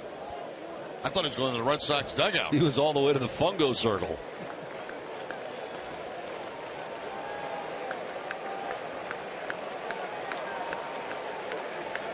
I'm going to step out again.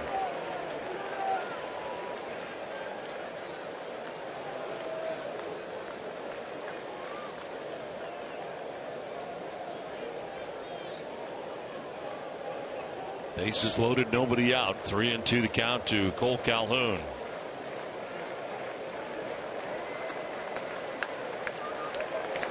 In the dirt, ball 4, and he walks in a run. From third comes Ibar, and the Angels make it a 1-run game. Second walk of the inning, second walk of the outing allowed by Buchholz, and here comes Juan Nieves. RBI for Calhoun. And some staring around down in the Red Sox bullpen.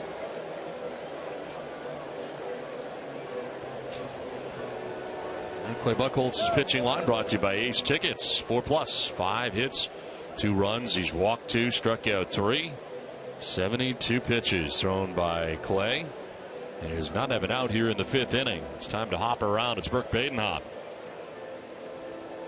3 hops and let's go.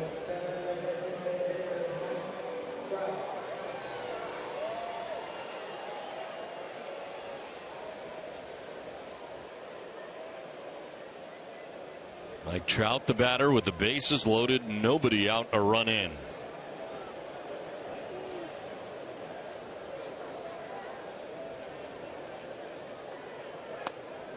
Last home run for Mike Trout was against Clay Buchholz, August the 9th. He did this.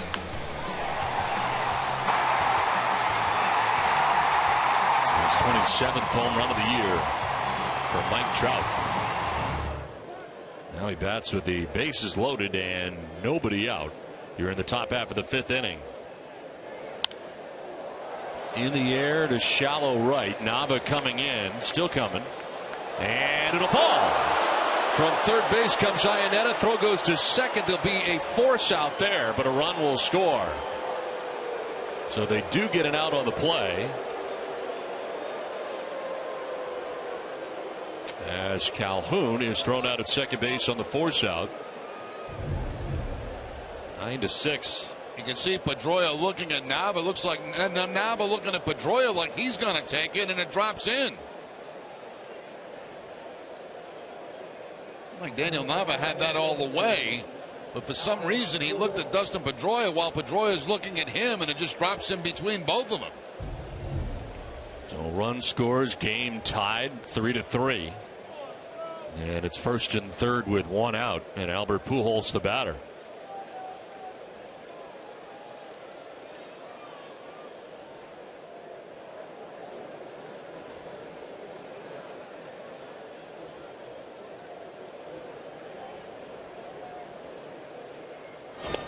Once an infielder like that looks to the outfielder, you're just about out of the play because you realize that you can't get to it.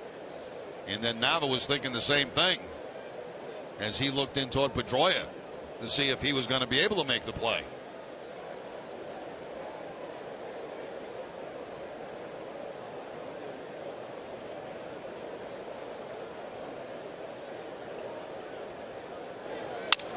Broken bat liner to right. That's in for a base hit for Pujols. From third base comes Navarro. He'll score. Trout is stopped at third. This throw is going to go to first. Pujols gets to second base. And it is second and third now in a 4-3 Angels lead. And the overthrow of a cutoff man right there allowed Pujols to walk into second base. He was going to stop at first. It sounded like a broken bat to the opposite field by Pujols. It's a fastball inside. Pujols cleans it out with an inside-out swing. And then when this throw comes back in toward the infield, it's thrown over Pedroia. And once Pujols saw that, he just went on to second base. Hamilton lifts the fly ball to center. Betts settling underneath it, makes the catch, trying to score from third is Trout. Here comes the throw, and Trout will be safe. Gets in with the fifth Angels run. They take a 5-3 lead and a close play at the plate. It's one of those where if Ross could block the plate, he would, but in the new ruling, you can't. Exactly right, Don. That probably would have been a pretty good collision at home plate, but as you can see Ross setting up right there, he cannot block home plate, and that leaves that open lane for Mike Trout, who has great speed coming down that third base line. And Betts was not all that deep, plus momentum coming in. He made a good strong throw, but just too much speed at third base. And with the throw going to the plate, taking third base on the play is Albert Pujols. They're going to check and appeal, and he left on time.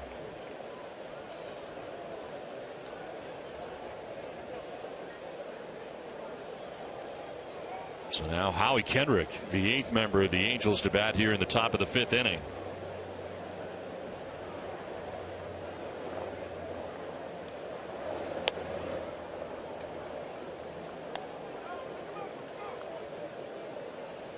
Fly to right in the second, single to drive in a run in the fourth. The Angels' first run of the night. Now they've tagged on four more here in the top of the fifth inning. Curveball that misses high, 2-0. You're a hitter like Hamilton in that position. When he hit that ball, you look to third base and you say, who's over there? And you know it's Trout, you know he's got speed, you know they're going to send him. Instead of a fly ball out to center field, you get the sacrifice fly and a run.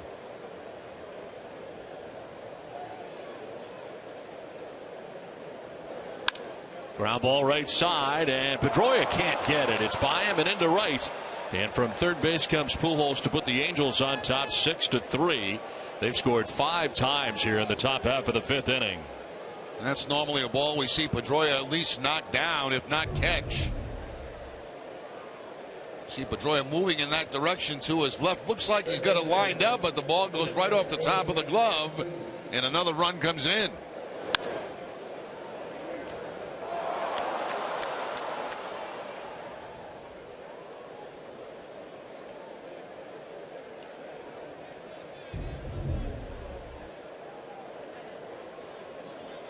David Freese, ninth member of the Angels to bat. Runner goes. The throw from Ross is not going to be in time. A stolen base for Howie Kendrick, and the Angels keeping the pressure on. Yeah, that's just good baseball right there, because you got the Red Sox out there with their heads down. It's been a bad inning for them. You continue to apply pressure right away. That's what Mike Scioscia has always done. Right away, off with the pitch, and another man in a scoring position.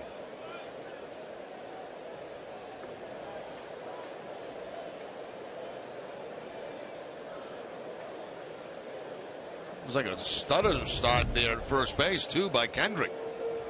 A stop and go. Into scoring position now with 2 down in the inning, and a count of 1-1 to David Freese. Freese singled in the second inning, lined out to center in the fourth. 1 for 2 tonight. That changeup you were talking about up again out of the zone.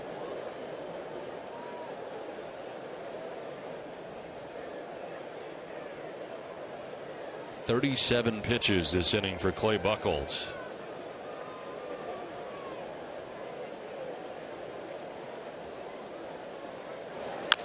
Chop towards second base. Pedroia will go to first, and that will end the inning.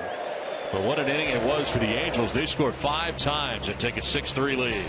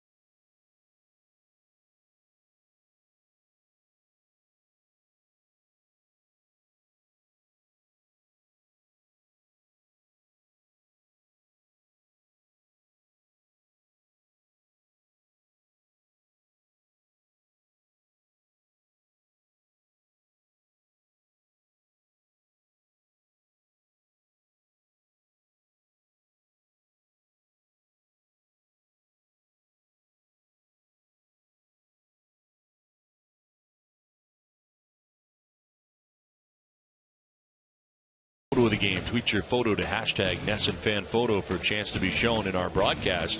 Brought to you by AT&T. Tonight's fan photo is from Katie, whose photo is of the smallest Red Sox fan hanging out with Wally. These Wally pillows are great. Head along to the bottom of the 5th inning. It's 6-3. Angels score 5 times in the top half of the 5th inning to take a 6-3 lead. They change pitchers as we head to the bottom of the 5th inning. Mike Morin into the game, his 44th appearance. 3-3 with a 2.68 earned run average. 41 strikeouts to 11 walks, and opponents hitting at .234 against Morin. Pedroia, Ortiz, and Cespedes expected here in the 5th inning, trying to answer the 5-run top of the 5th inning for the Angels. There's strike one. Morin takes over for Rasmus, who went 2 1/3 innings, giving up a hit, a run, didn't walk anybody, struck out a batter. Garrett Richards, who left this game with the injury, is now off the hook. As Pedroia baffled, it is 0-2.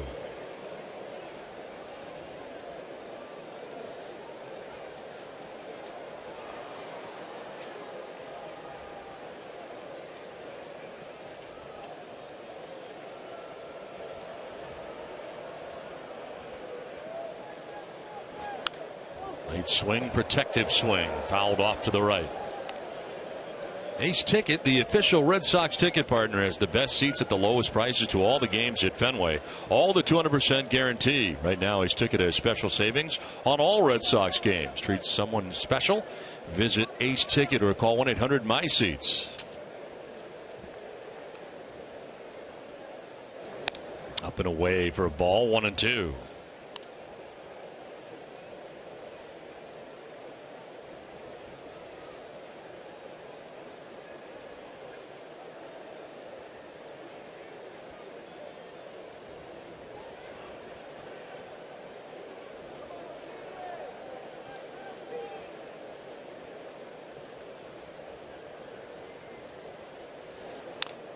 Rolls it over foul. We'll do it again, 1-2. Check of our Nessa and Jimmy Fund Radio Telethon tote board.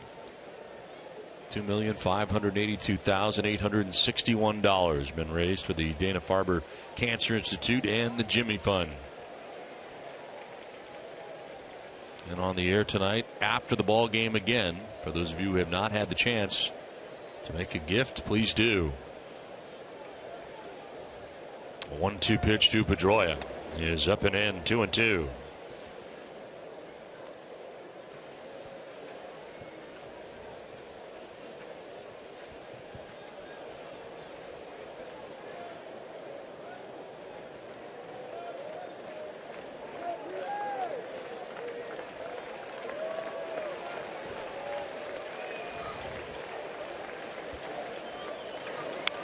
Pedroia out ahead.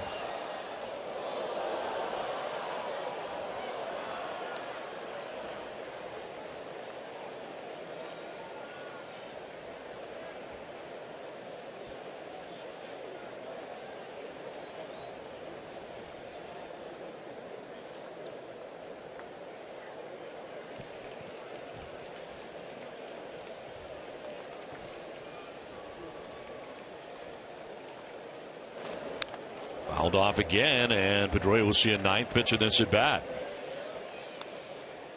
Battling Mike Morin, the new pitcher here for the Angels in the bottom of the 5th.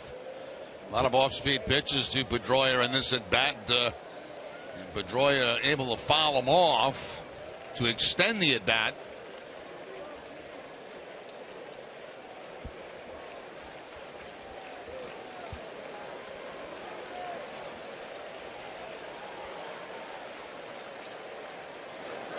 Swing and a miss, and Pedroia strikes out for the 2nd time tonight. 1 down here in the 5th as Morin wins the battle. Yeah, back to the slider again. And this time no contact by Pedroia. So 2nd time he's gone down on a breaking ball tonight. And a base hit on a fastball back in the 1st inning.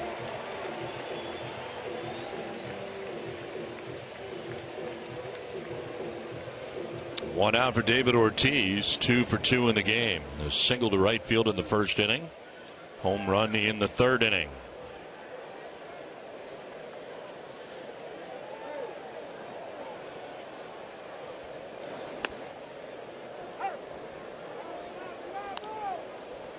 Home run was his 30th of the year. RBI number 93 this season.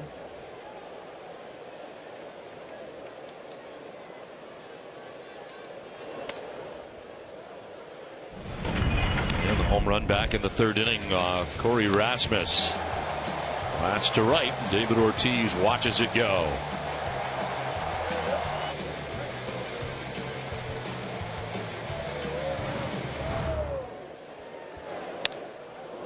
Elevated, Ortiz chases. And don't see him do that very often. Chase a slider that is up and away from him. Sometimes fastballs, but not breaking balls.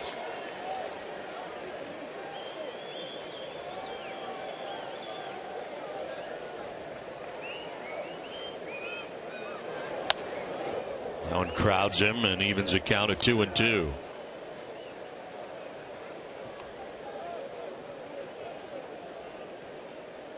Cespedes waiting on deck. One out here in the bottom of the 5th inning.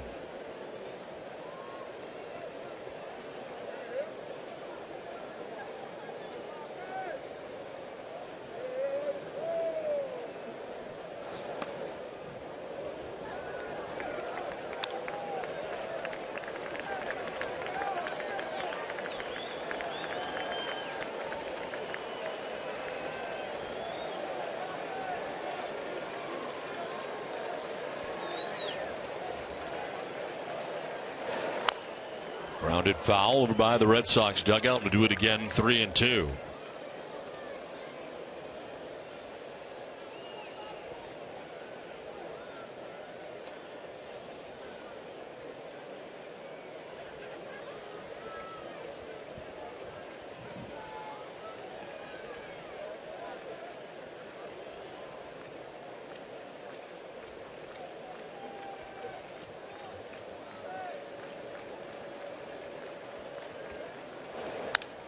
Grounded foul. Still 3-2. For a Honda key matchup, David Ortiz against the Angels. 6 for 8 so far in the series. Double with 2 home runs, a couple of RBIs. Hitting a cool .750 in this series against the Angels.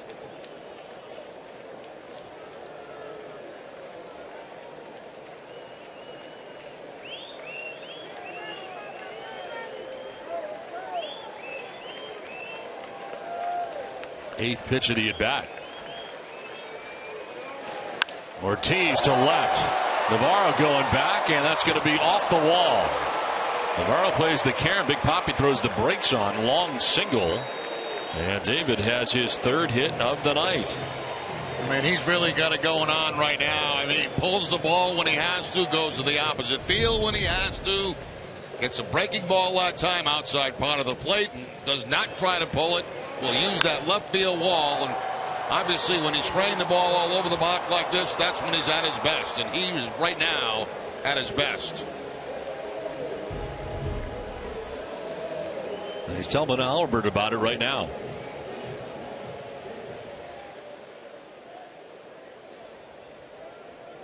One out, one on. Yoenis Cespedes, the batter. Sac fly in the 1st inning, then he grounded out to second base in the 3rd.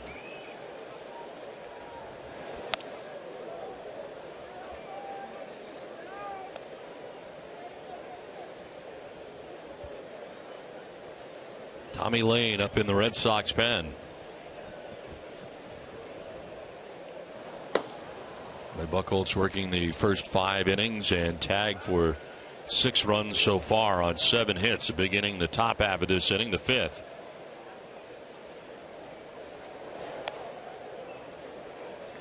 Two and 0.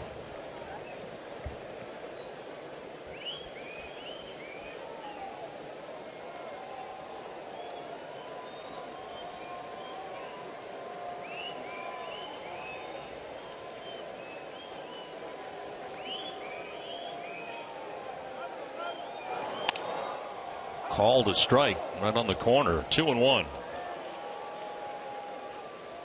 20 pitches for Morin. He has 1 out in the inning. Gave up a base hit to Ortiz.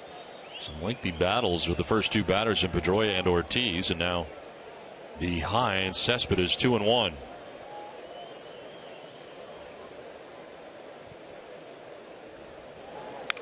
On the ground towards shortstop. Ibar will go to second for 1 to first, and it's not in time. Beaten out by Cespedes. At the lead runner, 6-4 on the force out. 2 down in the inning. I'll give credit to Cespedes hustling down the line all the way. This could have been a double play to end the inning. Instead, Cespedes hustling and beats it out at first base.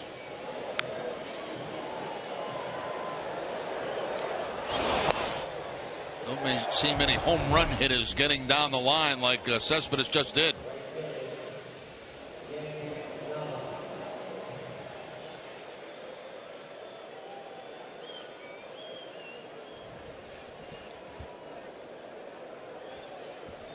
So 2 down, Cespedes at first base, and Nava the batter. He is singled, reached on an error.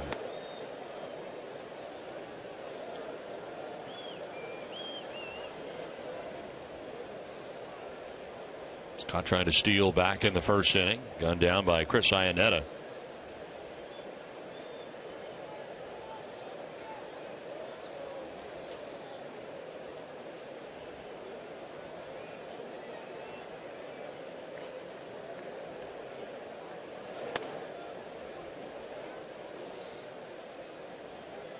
Warren falling behind 2-0. Now a visit from Iannetta.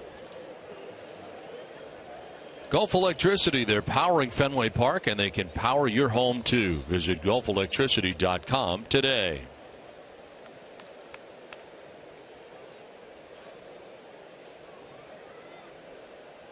Two outs here in the bottom of the 5th inning. Yoenis Cespedes at first base. Daniel Nava heading the count 2-0.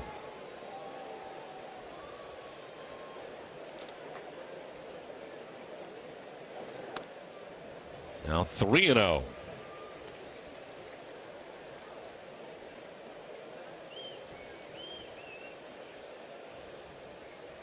Kelly Johnson waiting on deck.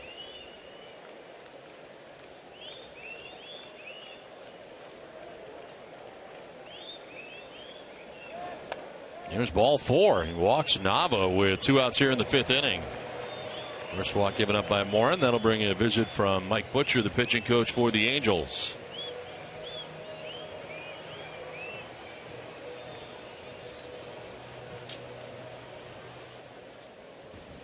Are you a Red Sox fan looking for creative ways to fundraise for your nonprofit organization? There is no better place to do so than Fenway Park. Contact our group sales department to learn about this summer's fundraising packages. Go to redsox.com/groups for more details. And some groups here tonight at Fenway Park as we play game 3 of the 4-game series between the Red Sox and Angels. Wrap up the series tomorrow night. Ruby De La Rosa matched up against Matt Shoemaker.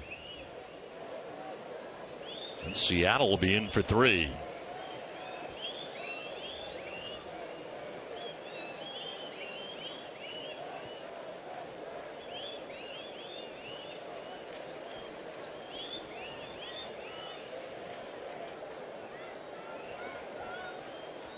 There's Kelly Johnson with runners at first and second. And a pitch down and in.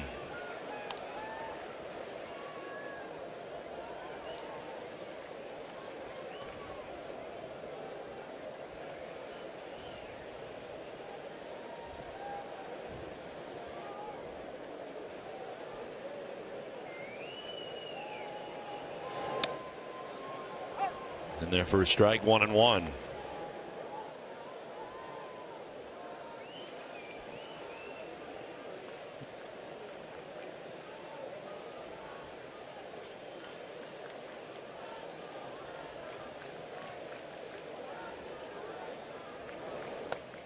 A little bit low for ball 2. Taking something off that time, trying to change up. Struggling to find a strike zone. 28 total pitches, 15 strikes so far for Morin, working in the 5th. No action behind him in the Angels' pen.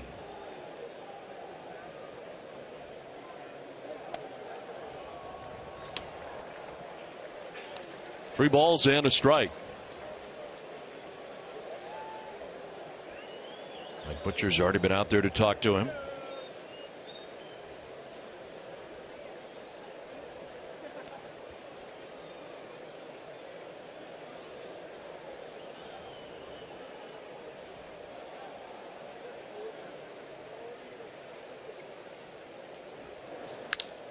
to left field. Navarro going back. He'll have room as he makes the catch on the warning track to end the 5th inning. Red Sox strand a pair at 6-3 LA.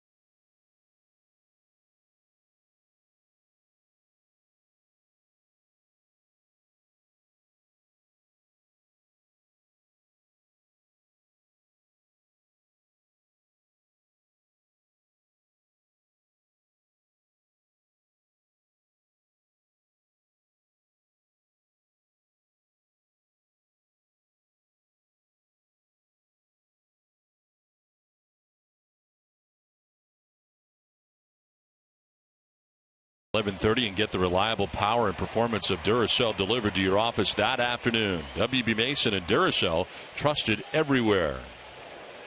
That's on here to the top of the 6th inning. Leading it off is Eric Ibar. Dr. Ted Allier is with us here, and it's great to have you up here with us, Doctor. Thanks very much for coming up. Well, thank you so much for having us. This is a wonderful 2 days. You guys do a great job, and we're very humbled by all the support that we get from the community to really make a difference. Tell us a little bit about what you do on a daily basis. Well, I'm in the stem cell transplant group, and we help people of all ages battle cancers, mainly of blood cancers, leukemia, lymphoma.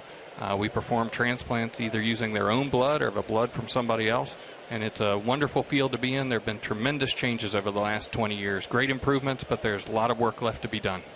And that's exactly why we're here and generating all of this money coming in today in the last 2 days to go to the Jimmy Fund. And tell us a little bit about what advances have been made over the last few years that have helped you right away. Oh, well, that's a great question. Over the past 20 years, there have been tremendous advances in the field, particularly in the area of stem cell transplantation. When I started work, the upper age limit really for transplantation was around age 45. Now we've extended that into the late 60s and even early 70s, so patients of many ages and many conditions can benefit from a life-saving therapy. Well, again, we hope that fans out there be making their gift tonight, and we'll be on the air tonight through midnight tonight with the 13th annual National Jimmy Fund Radio Telethon. How rewarding is it for you to see these patients now excelling some years later? Oh, it's absolutely fantastic. It's the gift that keeps giving, and a number of my patients have been fortunate to be on with you all and on the radio during these days telling their wonderful stories. But there are lots of work to be done, and there's still too much suffering, and really it's the contributions that people are making that's going to change people's lives.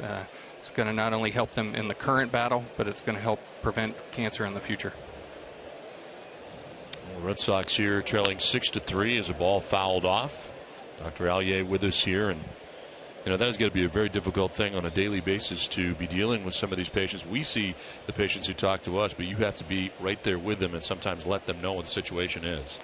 There are challenging times. There are absolutely no doubt about it. And you see the courage and determination that both patients and their families bring to this battle. And that really the support that's being given by the community tonight means a lot to people, to know that there are a lot of people behind them and rooting for them. It's also the nurses, the pharmacists, the people who park the car, the people who work in the cafeteria. The whole institute is mission oriented to help take care of people and to really change this battle of cancer. And our greatest hope is to go out of business one day. Well, it has been an incredible partnership between the Red Sox and the Jimmy Fund over the years, and you see many major league teams try to emulate perhaps the partnership that is done here, and this is really the example that has been set for the rest. As a strikeout here, as Chris Iannetta is the second out of the 6th inning. So 2 down, it'll bring up Efren Navarro.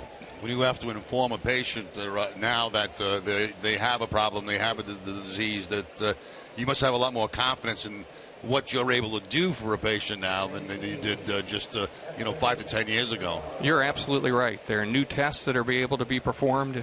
One of the great excitement is what we call targeted therapy or personalized therapy, where you actually look for a particular problem and a drug to address that particular problem. In our field, it's how to stimulate the immune system to be able to identify the cancer, to identify it and make it go away and stay away. So there have been lots of advances, and really the armamentarium I can turn to now is completely different from what we faced 20 years ago. How are you inspired by your patients?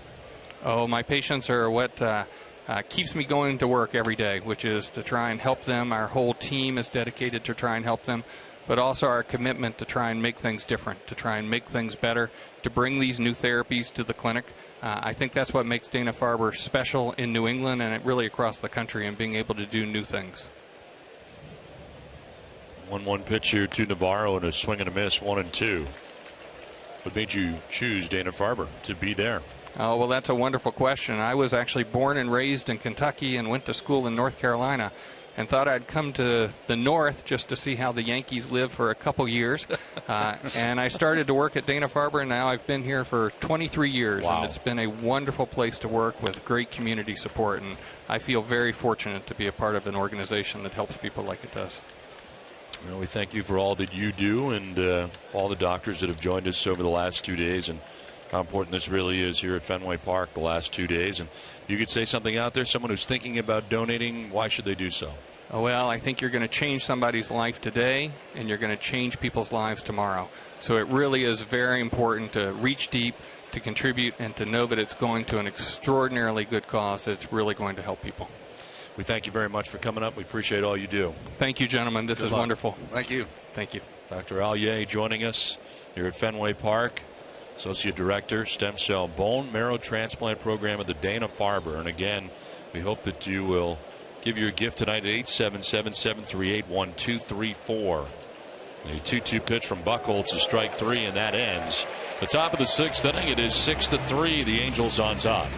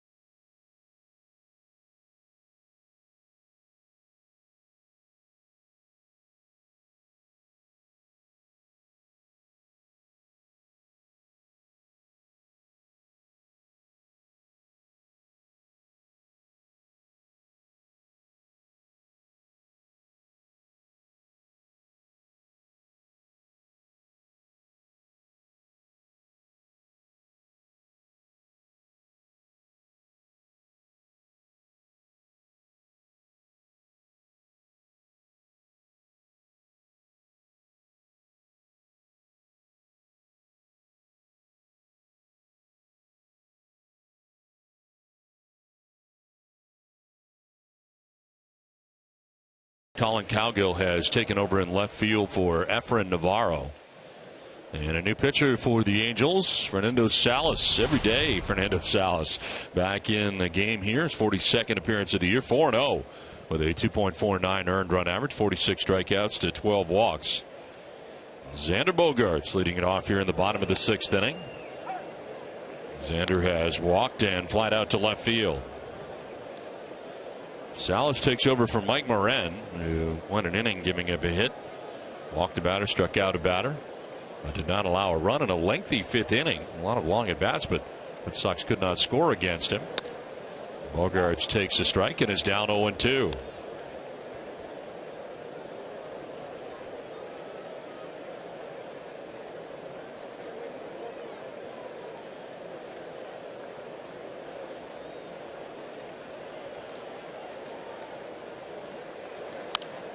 Slap foul off to the right.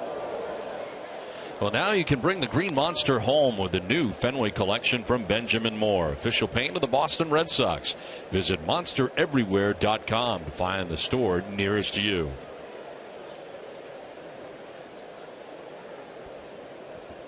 Xander Bogaerts, Mookie Betts, David Ross here in the bottom of the 6th inning.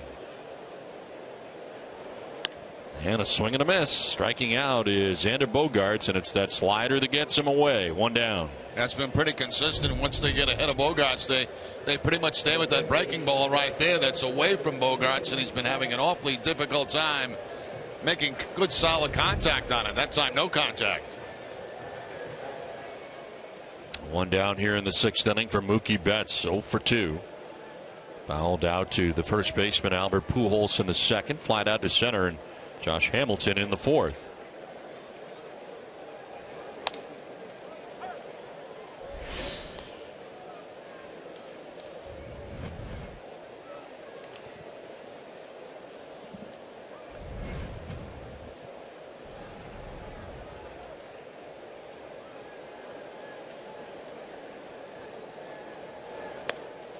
On the corner, 0-2.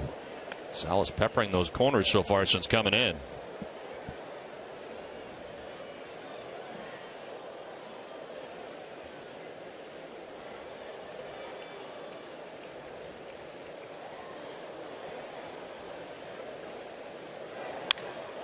Up the middle into center field. A base hit for Mookie Betts. Some solid contact there.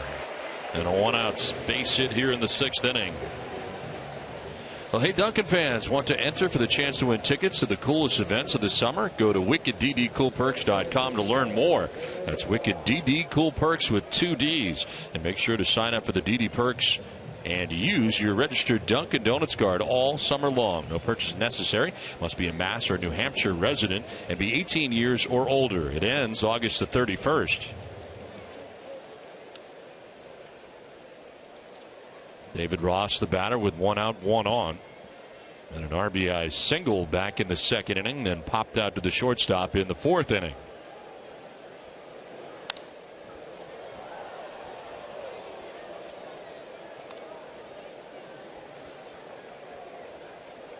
Mookie Betts able to pick up that base hit on an 0-2 count.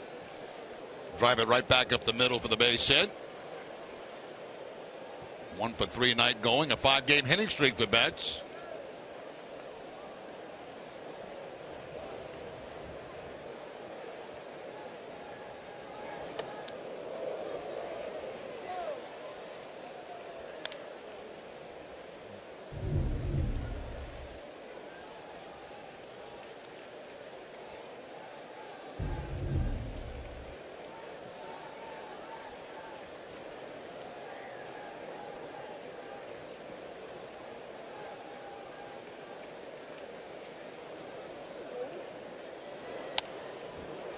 Swing and a miss on a pitch up, 1-2. Fastball from Salas. Salas not with an overpowering fastball, 89 to 91 range. Has that slider, changeup.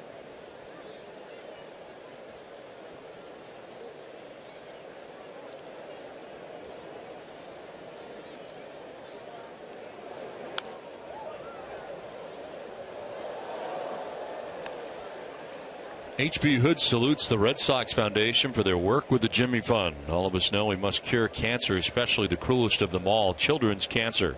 We thank the good people at Hood for helping the Red Sox Foundation and the Jimmy Fund. Teammates for life.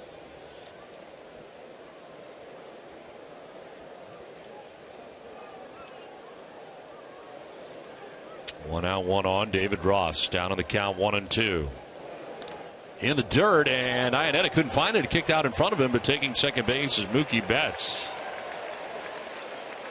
Iannetta was looking behind him when he'd actually blocked it halfway to the mound.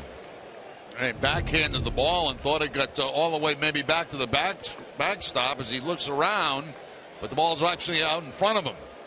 And Mookie Betts, once he sees that, he takes off at second base to get in scoring position. Wild pitch as Mookie Betts at second base with one down.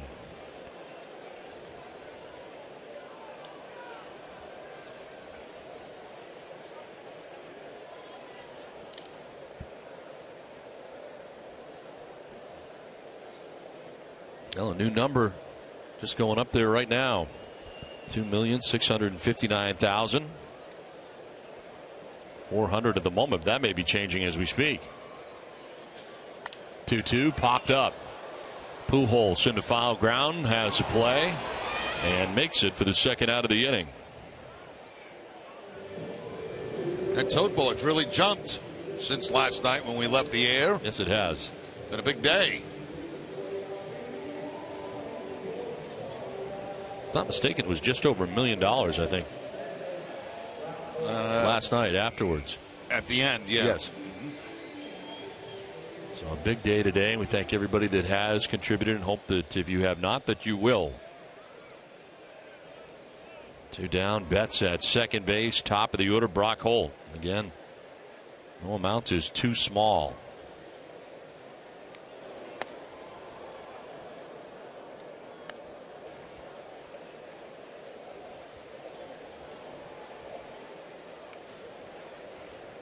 Holt 0 for 3 in the game after going 0 for 3 last night. He's lined out tonight to center. Reached on a fielder's choice. Lined out to first base. Evens a count of 1-1.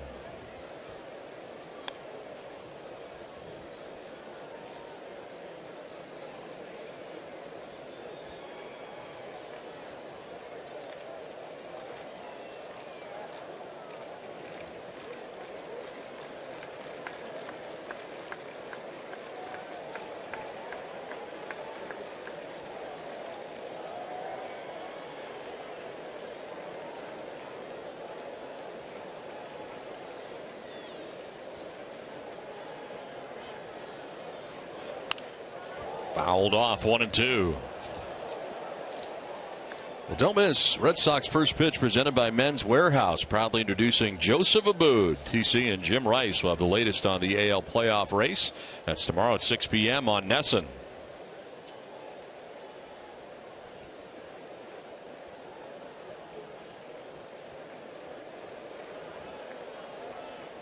Red Sox down by 3 runs, 6-3 as they bat here in the bottom of the 6th inning.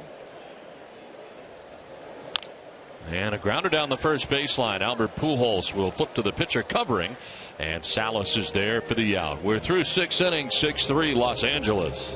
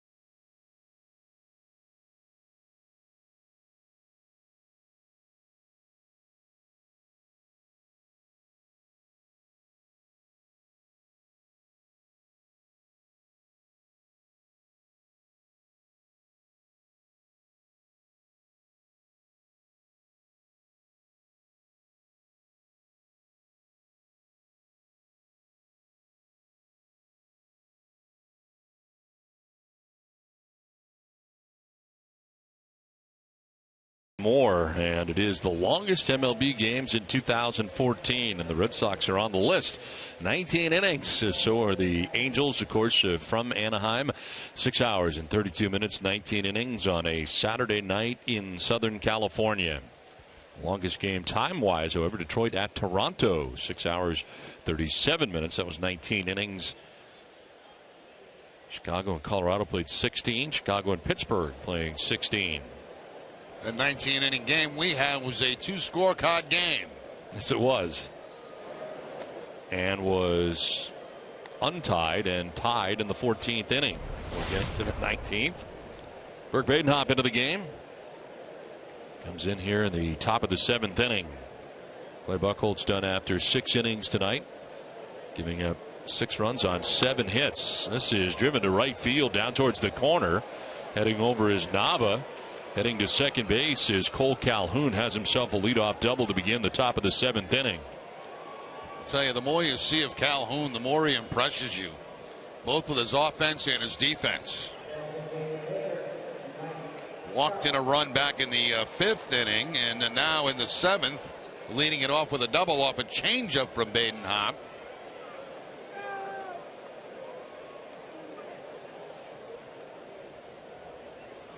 So this offense tonight is a little bit more we've expected from the Angels. Second in the league in runs scored.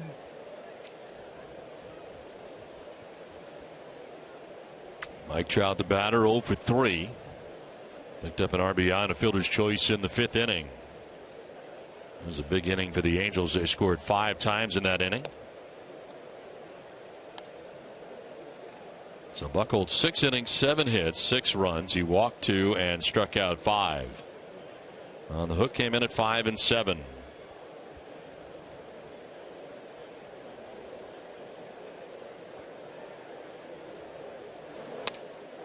And there for a strike, 1-1.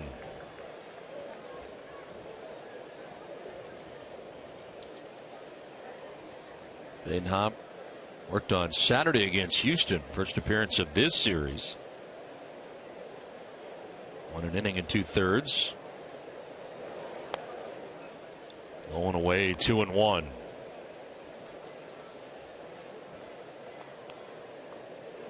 Action for the Angels. Kevin Jepsen up.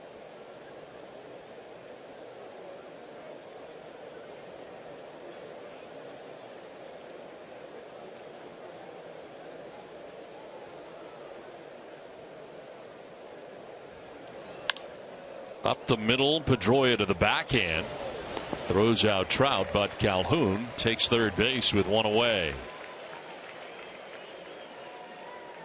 For every Red Sox game that goes into extra innings or the Sox get a save, CVS Pharmacy will make a donation to Boston Children's Hospital towards a $25,000 donation once again this season. CVS Pharmacy is the official pharmacy of the Boston Red Sox. Yeah, it's still a 3-run ball game. That's a good job by Trout. I mean, here's a superstar player, but still moving the ball to the right side, advancing that runner to third base. Now the Red Sox have to pull the infield in.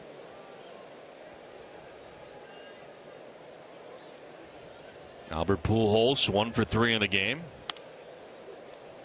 Double to drive in a run his last time up in the 5th inning.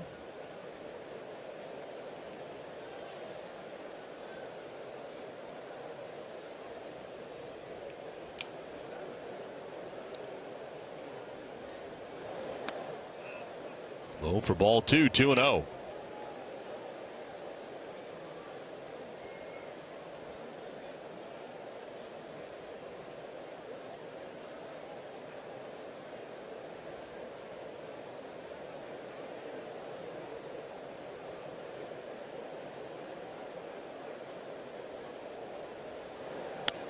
Yanked it down and away, 3-0.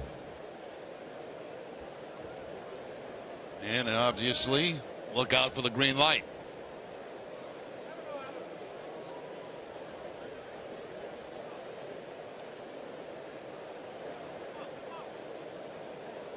Now a shift on as Pedroia runs over from second base to the shortstop spot.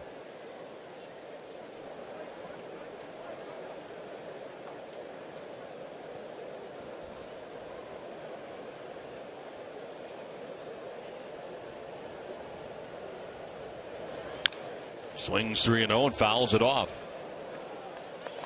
Well, stay tuned tonight following WB Mason Extra Innings Live for Red Sox Final presented by Esurance. Send your questions to TC at #SoxFinal and maybe yours will be answered on Red Sox Final presented by Esurance. Calhoun at third base, one down here in the top of the 7th inning. Pujols trying to get him in. As he'll take the walk instead down to first base. Second time Pujols has been on. First walk allowed by Badenhop. Badenhop trying to induce a double play. It's what he does. Leads Major League Baseball relievers with 13 opponent grounded into double plays. It's in fact to the most by a Red Sox reliever in a single season since 2006. Julian Tavares had 15. So one out, first and third, and Josh Hamilton the batter.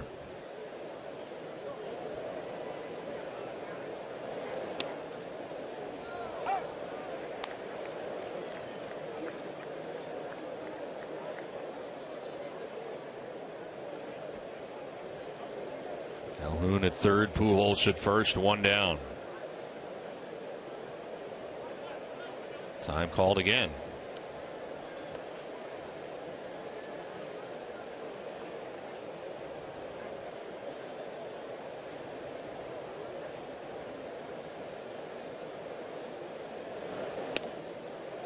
Outside for ball one.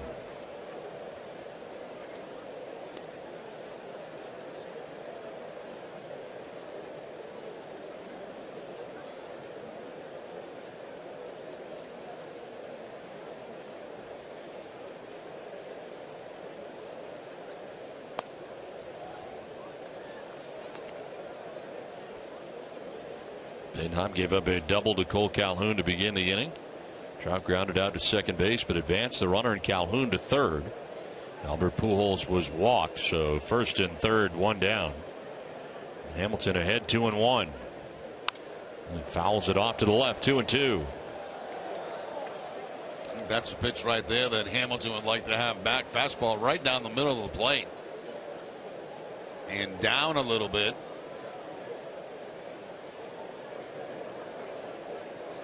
That's with Howie Kendrick waiting on deck.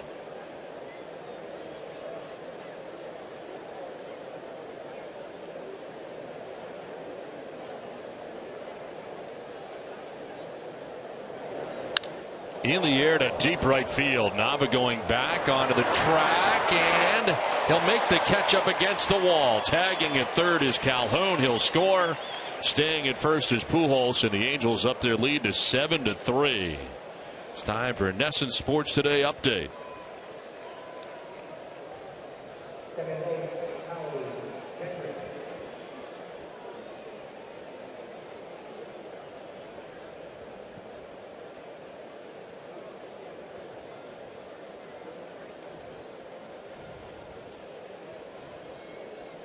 All right, thanks very much, Adam and Sarah.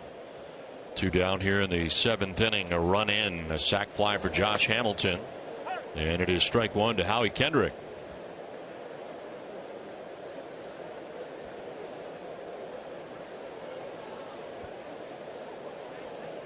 Kendrick with 2 hits and 2 RBIs. The hits both singles, one to center, one to right. Also has a stolen base mixed in. On the corner for strike 2.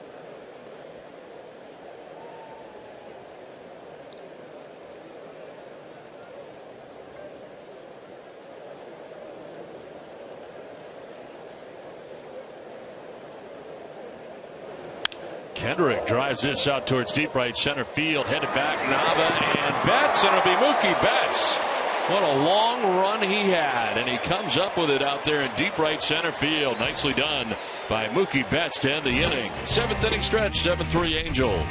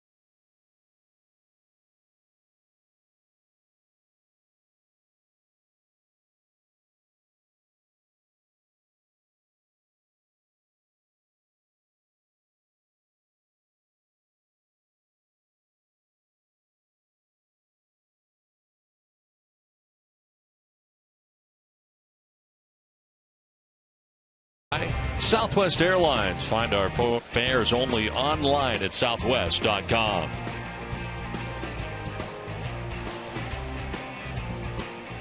Seven to 3. The Angels have the lead over the Red Sox. They had a run in the top half of the 7th inning. Let's take a look at the pitching line tonight for the starters. Brought to you by your Eastern Lexus dealers. Garrett Richards, who left this game with a patella tendon problem. To the extent of the injury, we do not know at this point, but he was carted out to Fenway Park after an inning and 2/3, 5 hits, 2 runs. He walked the batter, did not strike anybody out. And again, the injury back in the 2nd inning as he was going to cover first base on this potential double play ball, and he just goes down over there and stayed down for a long time. They had to cart him off, and it did not look good at the time. But again, we do not know the extent of the injury other than that it is a patella injury.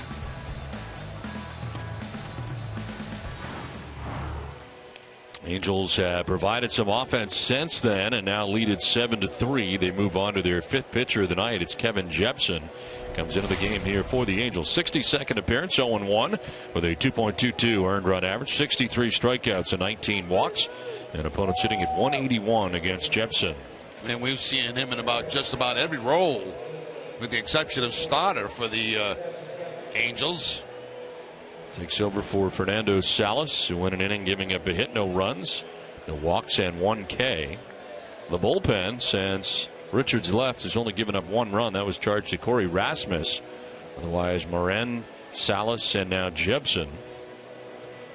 Red Sox have action of their own in the pen. Edward Mujica warming in the bullpen. Badenhop just worked the 7th and gave up a run. Pedroia, Ortiz, and Cespedes to bat here in the 7th inning. Dustin with a single back in the first, scored a run. Since then has struck out twice.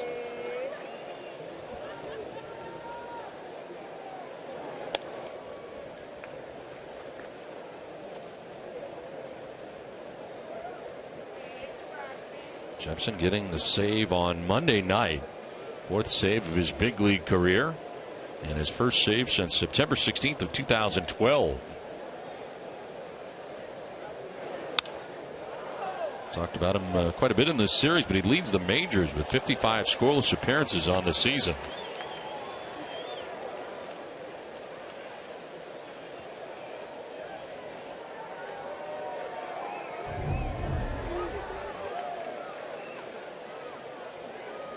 Another nice two-handed catch. We've seen a few of those on this homestand.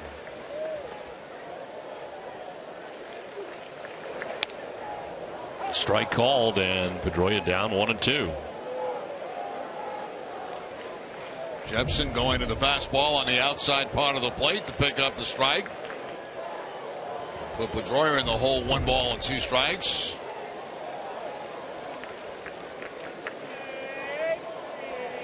David Ortiz waiting on deck here in the bottom of the 7th inning. Yanked down and away, 2-2.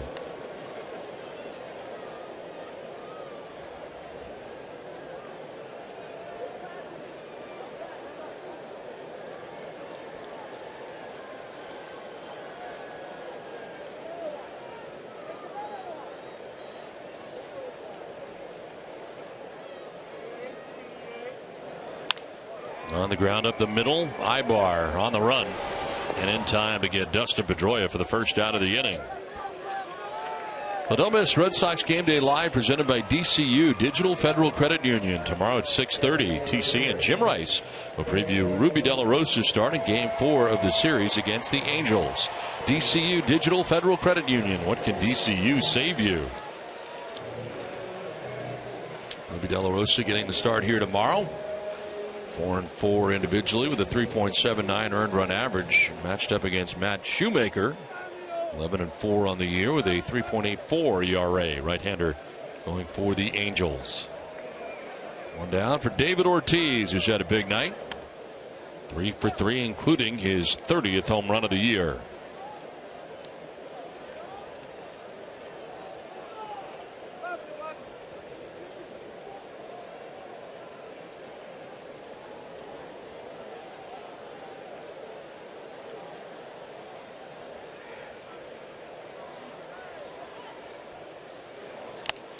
Big swing and a miss, 0-2. 96 on the fastball from Jepson. Yeah, power against power there. A 96 mile an hour fastball against the power swing of David Ortiz. Jepson wins that mini battle.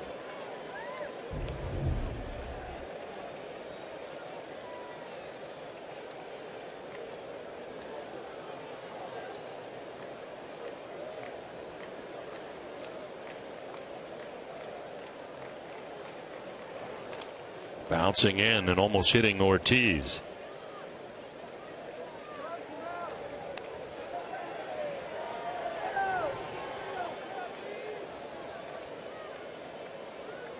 Jepson has not been charged with an earned run in 43 of his last 47 games, and has a 1.09 earned run average since May the 7th.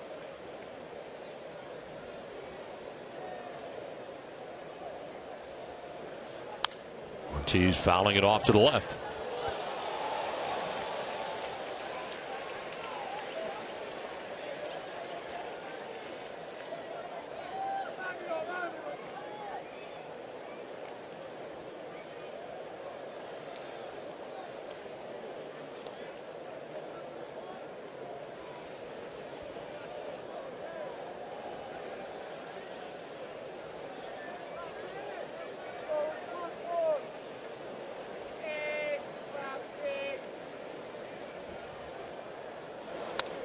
Two very high. David holds off. 2-2.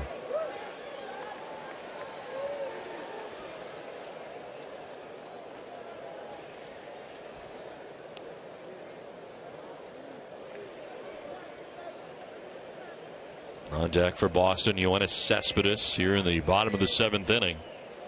Outfield very deep and straight away on Ortiz. Got the shift in the infield.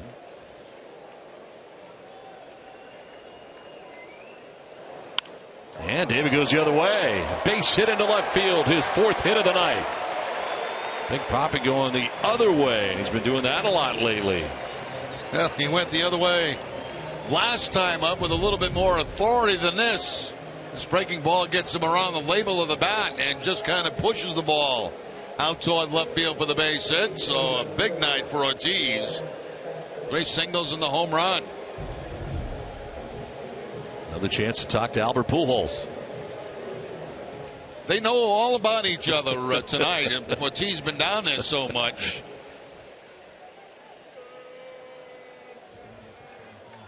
A 1 out, 1 on, and Yoenis Cespedes the batter.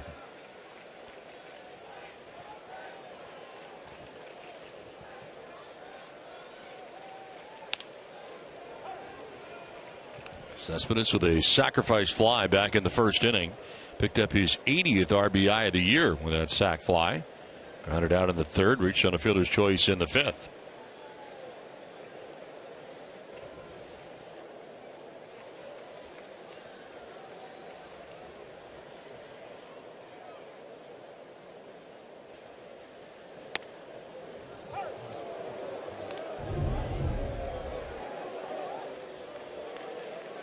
After the first hit, Albert Pujols tried to pick him off first base. He smacked him in the head.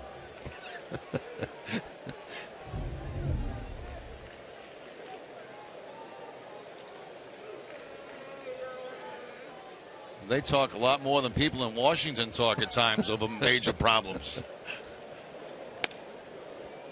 Outside for ball 1.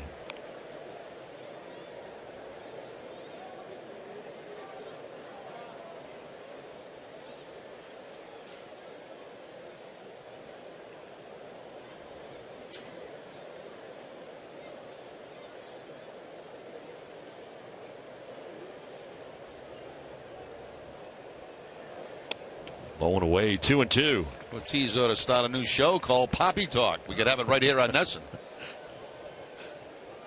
Could mic him up.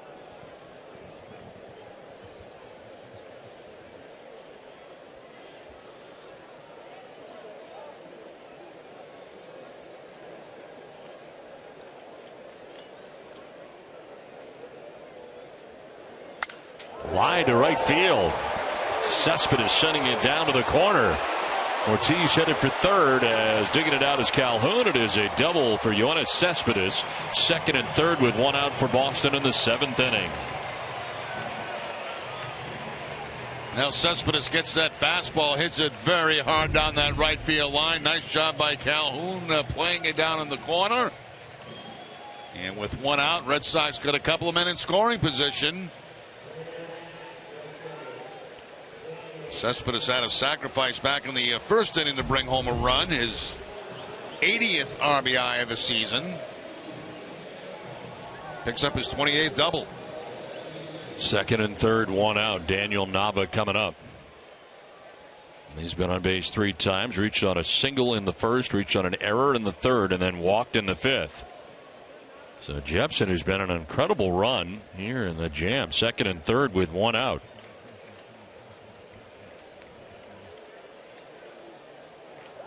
Nava takes strike 1.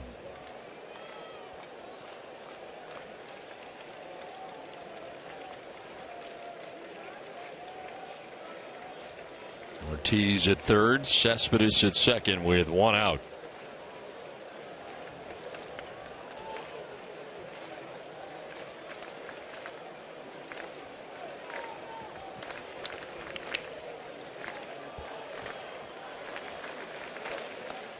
Away, 1-1.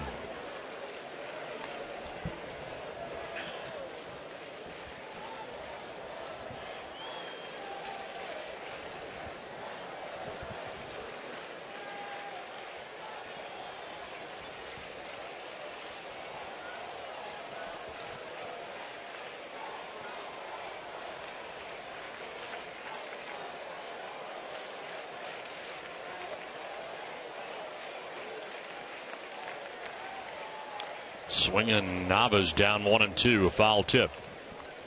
Fastball still very lively, 96 miles an hour from Jepson.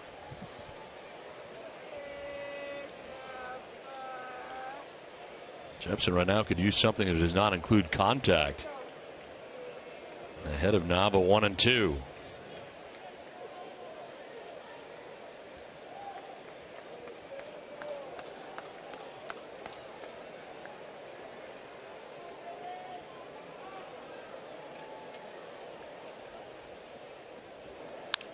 Nava staying alive.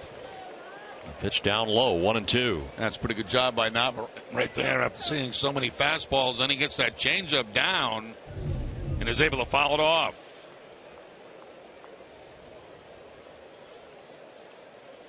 Not an easy pitch right there to foul off at all.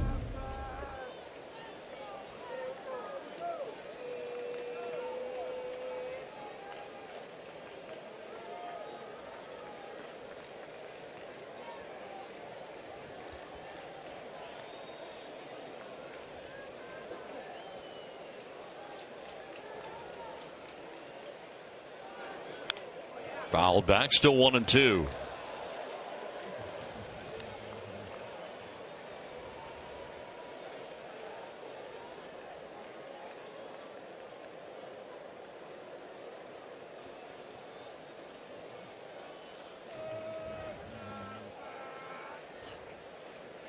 Pedroia grounded out to short to begin the inning. Ortiz single to left. A double for Cespedes. Runners at second and third, one out.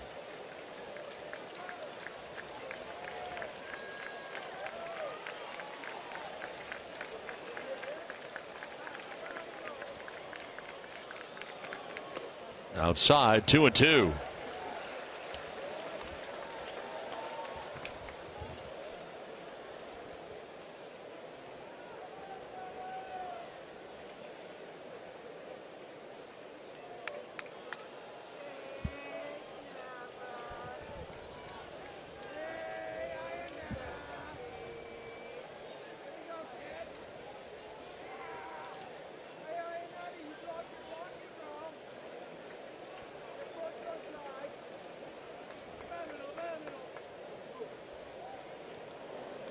Bouncing in, blocked by Iannetta.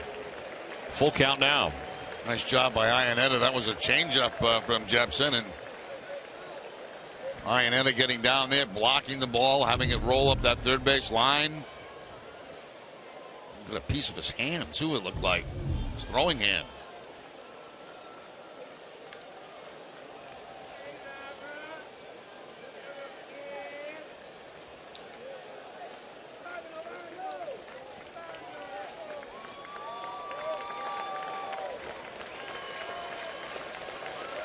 Three balls, two strikes, one out to Nava. Runners at second and third with one away.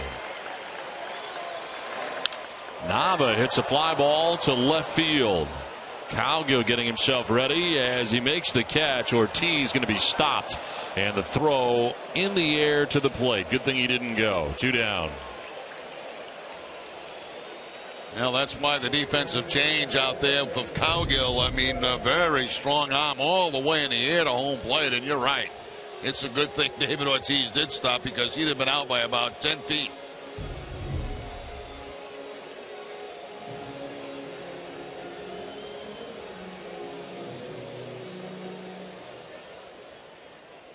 Two down, second and third. Kelly Johnson, the batter.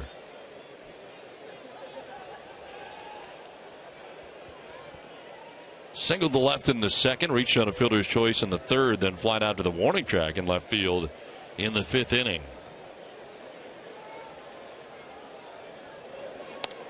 He'll take strike one.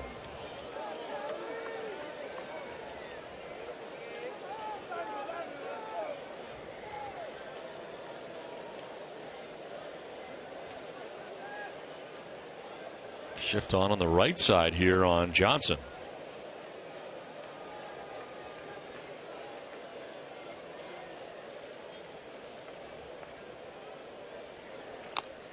Foul tipped 0-2. A little bit extra on that one. 97 from Jepson. He's quickly ahead. No balls and two strikes.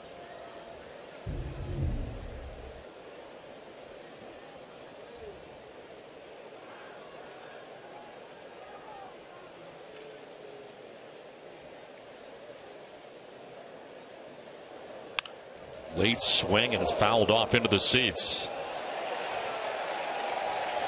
Summer is in full swing, and so are specially priced Red Sox tickets for students.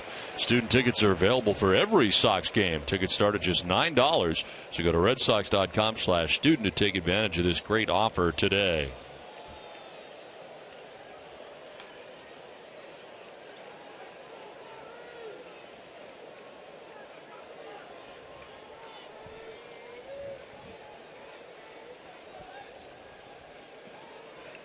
No 2 pitch to Kelly Johnson.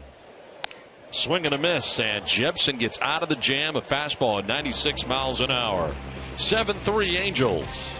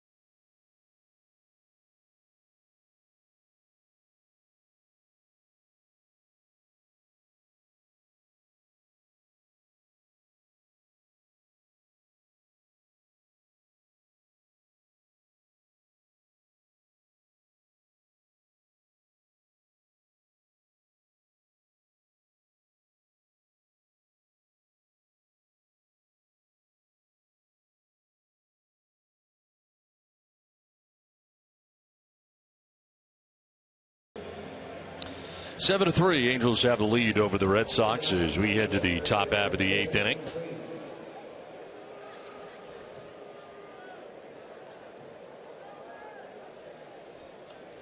Edward Mujica on the mound here for the Red Sox. His 49th appearance, 2-4 with a 4.40 earned run average, 30 strikeouts, 9 walks, and opponents hitting at .305 against Mujica. Badenhop had worked last inning. And the first pitch of the inning in there for strike 1 to David Freese.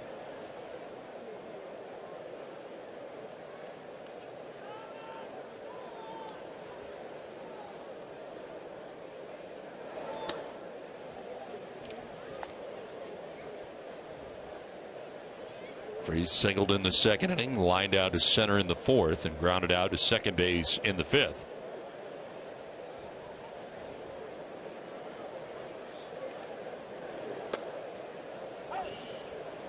Angels bullpen busy again. Joe Smith, the right-hander, up. You've already seen Rasmus, Morin, Salas, and Jepsen. And they've got a bunch of guys down there, and they've needed them all tonight. With the injury to Richards early in the ball game, and Mike Scioscia trying to piece together the rest of this game with the lead. They're not burnout guys where he can't use them for 2 days.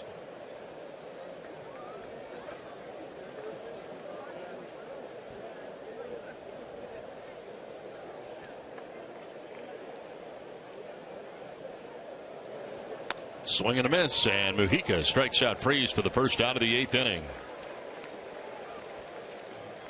Now Mujica goes to the split-fingered fastball to pick up the strikeout. 86-mile-an-hour splitter. Outside part of the plate.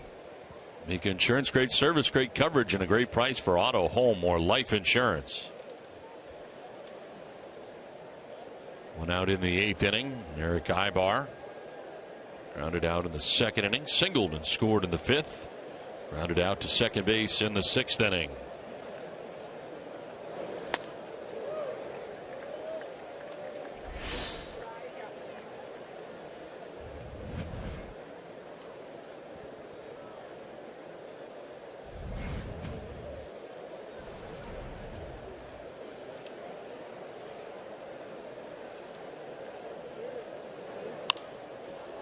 In the air to shallow left as Bogarts a backpedal. In comes Cespedes, but it's Bogarts in front of him to make the grab for the 2nd out of the inning.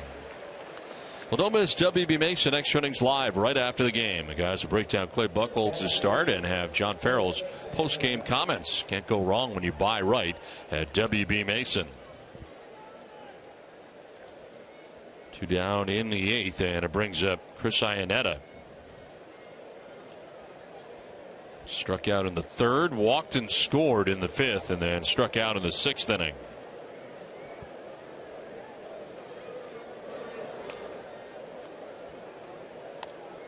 Have we had Don's view tonight? We did. Remind me? Gary Streisky, myself from the WEI Ness and Jimmy Fund Radio Telethon. Absolutely. And Gary will be taken right out of that picture as soon as Don gets home. That's not true. That's not true. That's not true, Gary. Hey, Don't believe that, Gary. You know, it's pretty easy to crop images these days, so I think Jerry might be onto something. Don, I know you're an expert at doing the croppage, and when you were taking that selfie, you held it. Tell me about it. He's been doing it for 14 years.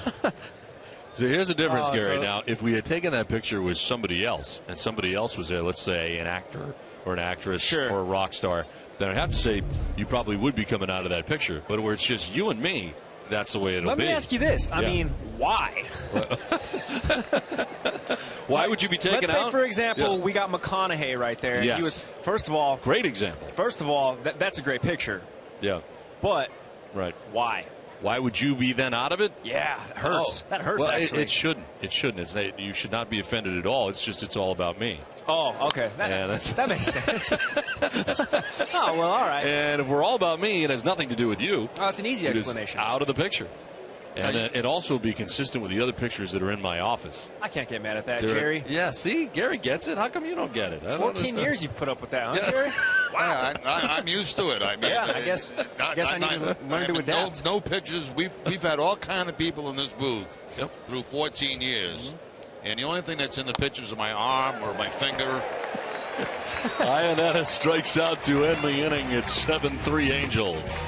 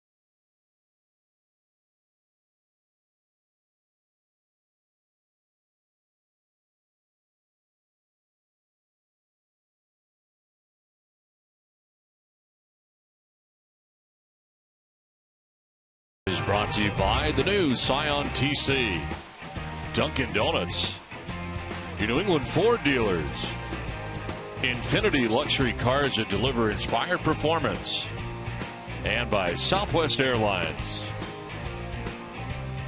John McDonald stays in the game here as he takes over at third base for David Freese defensively.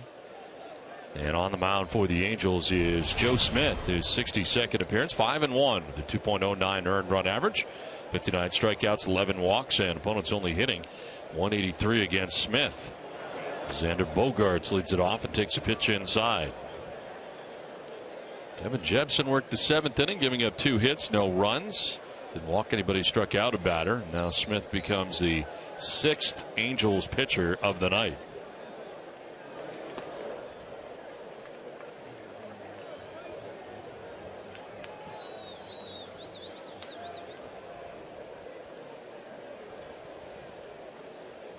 Seven runs, 8 hits, an error for the Angels. 3 runs, 10 hits. No errors for Boston. Red Sox out hitting the Angels 10-8. Bogaerts, so the swing and a foul tip. Gary, you still down there? Yeah, just hanging out. Okay, we got the new picture of you and Don. Here we go. Ready to show you. Oh, boy. I'm ready for this one.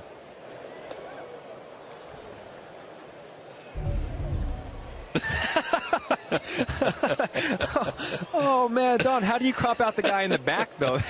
That's tough. That's where it's tough to get Jerry out a lot of times. Oh, wow. That's why there's always a Jerry elbow, a Jerry ear, side of Jerry's head. So here's the thing. For taking pictures in the future, Don, I'm going to get real up close. I'm going to put my arm around you so that way if you crop me out, there's just going to be awkward fingers on your shoulder and people like, why do you just have 4 fingers on your shoulder? You know what I mean? There's a couple of those. He doesn't mind that. No, I've had to go through that. He doesn't mind that. He can battle his way through that stuff. Really? Yes. The Kevin Costner picture, I'm pretty sure Jerry's whole hand is in the picture. Just a great topic of conversation. Yeah. Hey, it's amazing how close you got to zoom in. This is to third. McDonald's throw is not going to get there. It gets away and will go into the Red Sox dugout. They'll award second base to Xander Bogaerts. So probably one McDonald should have just held on to, but he tried to flip it over there as best he could. Yeah, it was kind of off balance when he tried to make that throw to first base. You see him charging that ball, just a bounce. Oh, and it kicked off to his left. You could see that. And that threw his timing off. So that'll probably go as a base hit and an error on McDonald to allow Bogaerts to get to second base.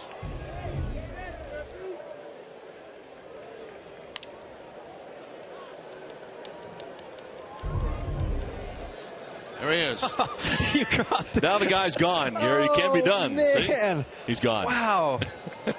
You know every trick to the trade. What about the people in the background? Can they go too? No. They're fine. They're just. Oh, they were okay. Yes, they're fine. Wow. There's a place where I go to get my pictures developed. It'll stay unnamed, but CVS? Actually, we can say that because it is a sponsor, CVS. Oh, there you go. I go to CVS and the guy's great, and I always say, "Oh yeah, he's great. He's terrific." Yeah. How do you want Remy out of this picture? Every time we show up, he said, "How are we going to get him out this time?" And I said, "Well, this one's going to be tough." Yeah. And we show him the picture, and it's magical. He gets it done. It's incredible. He's a genius. It's an artist. I don't get it. I mean, I don't. This is on the ground to second base. Kendrick will go to first and retire Mookie Betts as Bogaerts takes third base. There you go. You almost got the guy to right. Almost. We're getting closer. Again, I would never do this. There would never be just a picture of me in my office. Never. It looks like a stamp. I would never do that. I'd never do that. Just a picture of myself. The thing I don't get is the pot with the stars, because it's like you don't really know these people. They come up here, we talk to them between innings. They act like they like us. We act like we like them. Yeah. We don't know them. That doesn't have anything to do with it, really. You know, then you got a picture like, what do? You take it home and say, "Here's my buddy Kevin Costner." You know, I call him all the time. We chat a lot. I mean, Kevin and I are very close. Actually, we've stayed in touch over the years. Sit down. Now we're getting much closer. I think we need. There you go. It's now an extreme close-up, and I've lost hair. I have no hair now. That's another concern. I'm dying.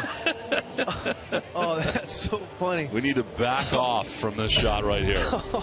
That is Guys, very bad.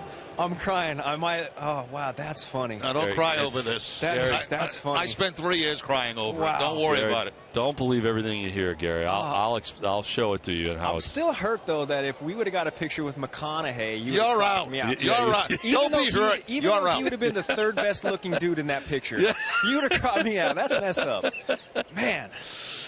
I don't know what to tell you. Just get used to it, Gary. You're out. All right. Oh man, I'm getting acclimated. This is a pop-up down the left field line, falling fast, but Cowgill is there. He makes the catch, and that ends the inning. Red Sox leaving Bogarts at third and trailing 7-3.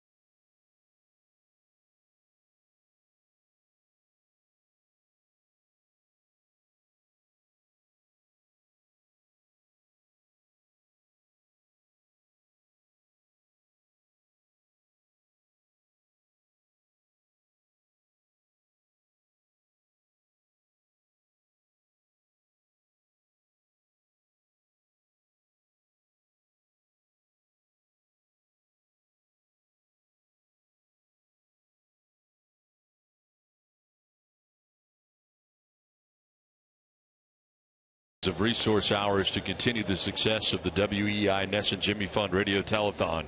And every year we are thankful to be able to reach into our pockets and make a donation as well this year through the generosity of fellow coworkers, some of whom you've seen on our Yawkey Way stage in the broadcast booth and volunteering on the phones. Nesson staff and crew are making a donation of $18,100 that the network will match for a total Nesson contribution of $36,200. If you'd like to support the Jimmy Fund, donate at Nesson.com or call 877-738-1234.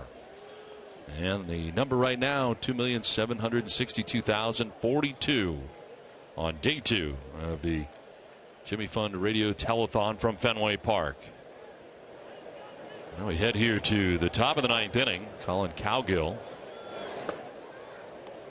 takes ball 1. He came in defensively, getting his first at bat of the game against the new pitcher, Craig Breslow, into his 48th game. 2-4 with a 5.00 earned run average, 27 Ks to 24 walks. Opponent's hitting at 297 against him. Of all the pitches you have in your office, this is not going to go away, is it? No, it's not. What do you got? What is your favorite one? I would have to say, all the pictures in my office. This is into right field for a base hit. I would have to say our visit to the White House this year and the picture with the president. That was cool. a very good picture. Yeah, that was a very good picture. That would be number one because I'd never met any other presidents. That's a good choice. That's a good choice. Yeah, that's a good choice. I did not have to Photoshop you out of that. No, I was way on the other end. By the time I got to the president, they had run out of film. Yeah. Really? I don't have the picture, but there was a picture taken, and it's not. It was kind of blocked out a little bit. So as the inside gets away and heading to second base, Cowgill. So a wild pitch there as it gets away, and if Ross couldn't reel it in. I don't know what we're doing now. What are we doing? Now, this is perfect. This is perfect. This will be a split screen. I'm Don, and I'm Don. I'm the analyst, and I'm also the play-by-play man. Welcome to the Nesson booth. There's nobody else here. It's just me. We used to have a color analyst. Now we don't. That's how quickly they can remove you from this. Gone. Inside 2-0. Don, what do you think of that? What was a fastball at 89 miles an hour? You got to give me more credit than that. I got some weak stuff, but I mean, God.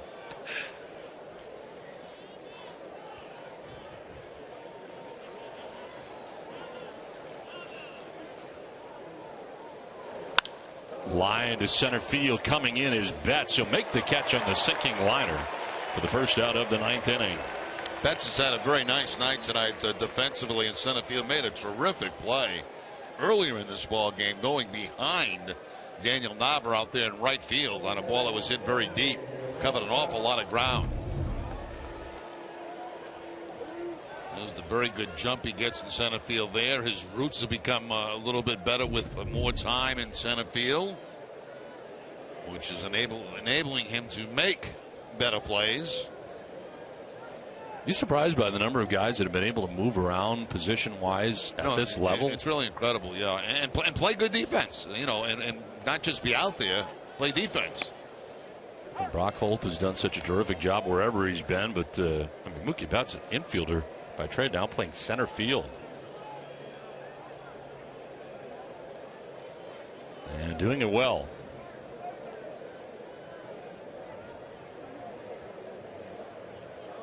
One you were talking about earlier in the game looked like it was going to fall for sure out in the gap in right center. Yeah, you have to cover so much ground to get to this. You see, he's shading in that direction anyway, but that ball still is slicing away from him. He's at full speed with Nava coming in his direction. It never loses concentration on the baseball. That's a big league catch.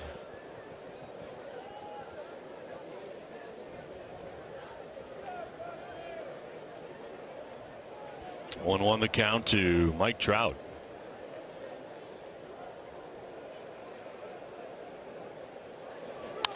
Fouls it off to the right out of play. 0-2. I once had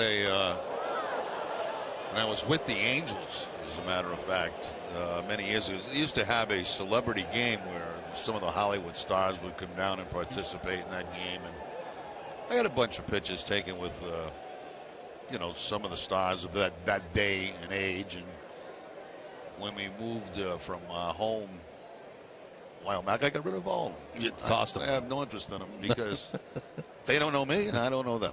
And you don't care about that? No. No, 2 pitches going to miss, a little high, 1-2. Who were some of those stars? You remember? Arthur Fonzarelli was one. The Fonz? Yeah, and Henry Winkler? You know what was weird is went up to him and I said, "Hey, how you doing, Fonzie?" And he says, "I'm not Fonzie, I'm Arthur Fonzarelli." And I said, "Oh, excuse me, pardon me." So from that point on, I wasn't crazy about taking pictures with stars. Kind of ruined the experience for you. Yeah, it did. 1 ball, 2 strikes. I'm trying to think who I else could get I had. used to this, I think. Yeah, I think we should do the Open like this. I think we should do NST like this. I think we should do everything like this. And I could just do the game. Oh, there he is. He's still here. Oh, yeah. For now. Won't be long. 1 ball, 2 strikes. 1 out here in the 9th. Just keep it the other way. And I'll offer a little analyzing, you know, when I can. Swinging a foul tip and holding on to it was Ross for strike 3. Breslow able to strike out Trout, 2 down. Let Don analyze this last strikeout. Fastball at 91 miles an hour, and Trout cannot catch up. Yeah, and you would enhance that a little bit by saying, you know, Ross was set up inside, but the ball tailed to the outside part of the plate and still no contact. That would have been a little something I could have done, but yeah. I didn't. So this is great. The whole thing, and now you can, if you haven't had the chance to follow me on Twitter, you have the chance to there too. At Don Orsillos. This one fouled off to the right. Twice the opportunity. Yes. In case you missed the first one there on the left, there's another one on the right.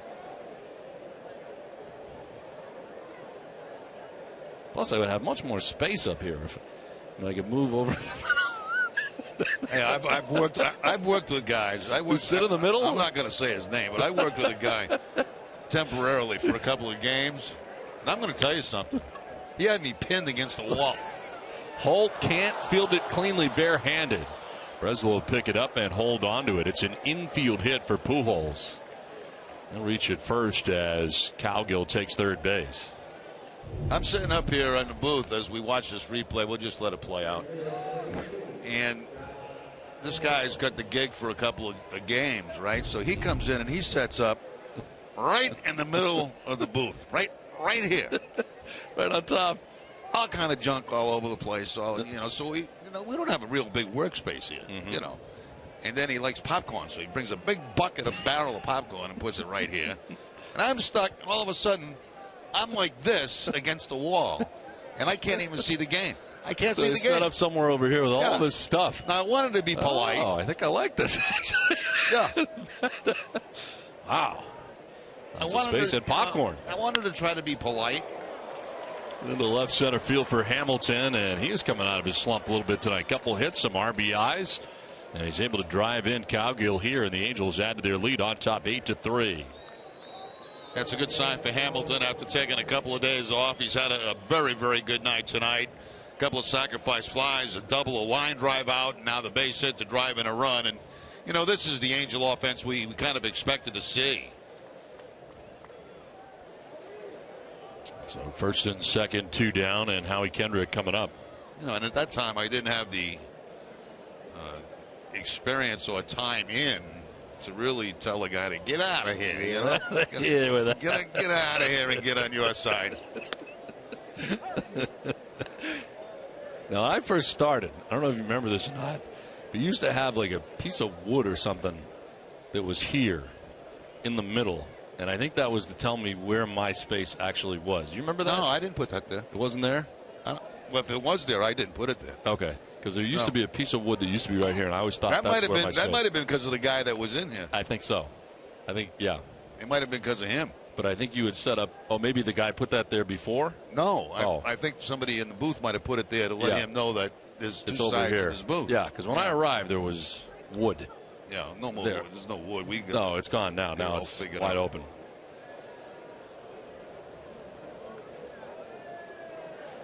Swing and a miss for Howie Kendrick. 2 hits tonight, 2 RBIs, and a stolen base.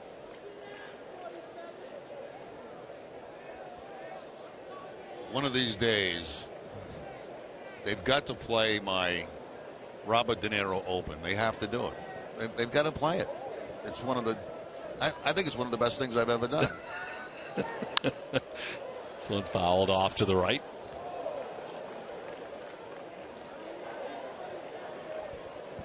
Breslow's given up 3 hits and a run so far here in the 9th inning. Has 2 outs.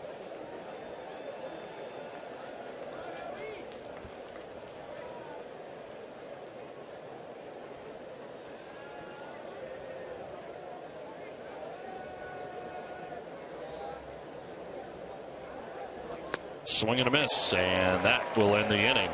A run, though, for the Angels. They take an 8-3 lead. We head to the bottom of the 9th.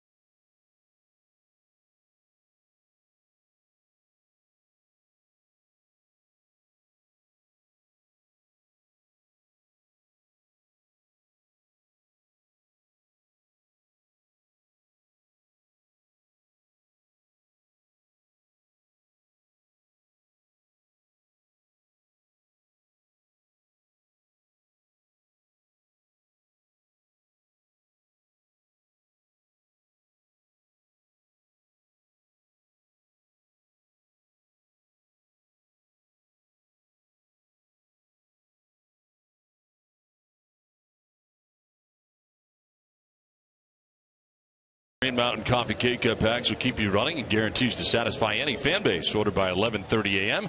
and get free same-day delivery. Who but W.B. Mason? On to the bottom of the 9th inning. Red Sox trailing by 5 runs. Houston Street in to wrap it up. Closer into the game, a non-save situation. 5-run lead. 15th appearance of his new team coming over from the Padres. 1.38 earned run average.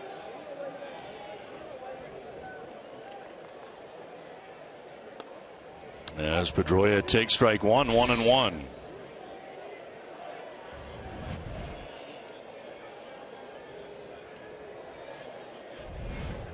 Joe Smith went an inning giving up a hit.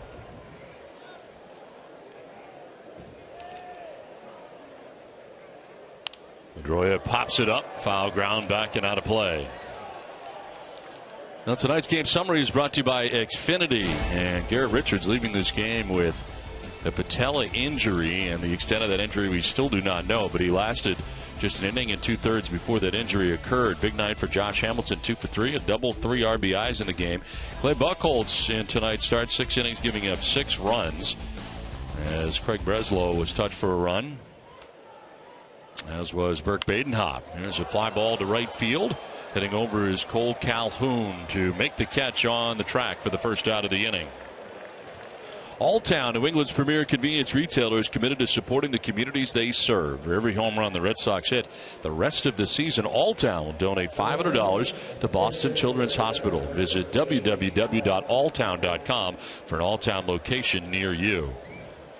Well, after looking and losing the starting pitcher through injury early in this ball game, it's been a pretty good job by Mike Scioscia to be able to get at least an inning out of these guys, with the exception of Rasmus, who we got more than an inning of. And you know, they've only had to work 1 inning apiece, so it really it saves the bullpen for tomorrow and days to come. I agree. Swing and a miss. Alex Hassan just back with the Red Sox, batting here with 1 out, down 0-2. 143 average in his first stint with Boston. Hassan rejoining the team today. Appeared 2 games in his first stint. Went 1 for 7 with a walk in those games. Got his first major league hit out of the way. His first stint with Boston. 104 games with the Paw Sox. 282, 8 homers and 50 runs batted in.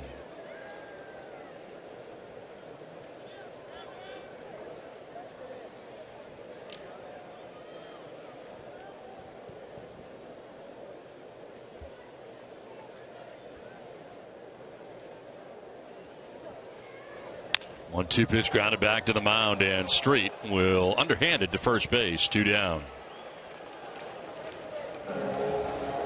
So 2-away here in the 9th inning. It brings up Yoenis Cespedes. That's a big game tonight for the Angels, obviously, if they win this game. And Oakland, as you mentioned, Don, earlier, already lost today. So the Angels will pick up some ground on the Athletics. Yeah, they'd have a 1.5 lead over the A's. A's playing day baseball today and losing to the New York Mets 8-5.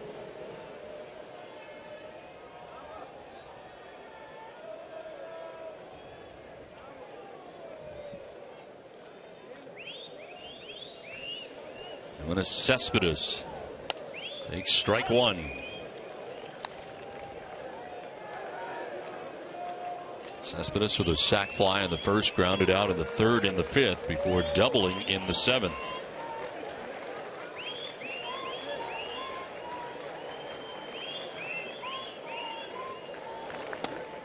Strike 2, and it's 0-2.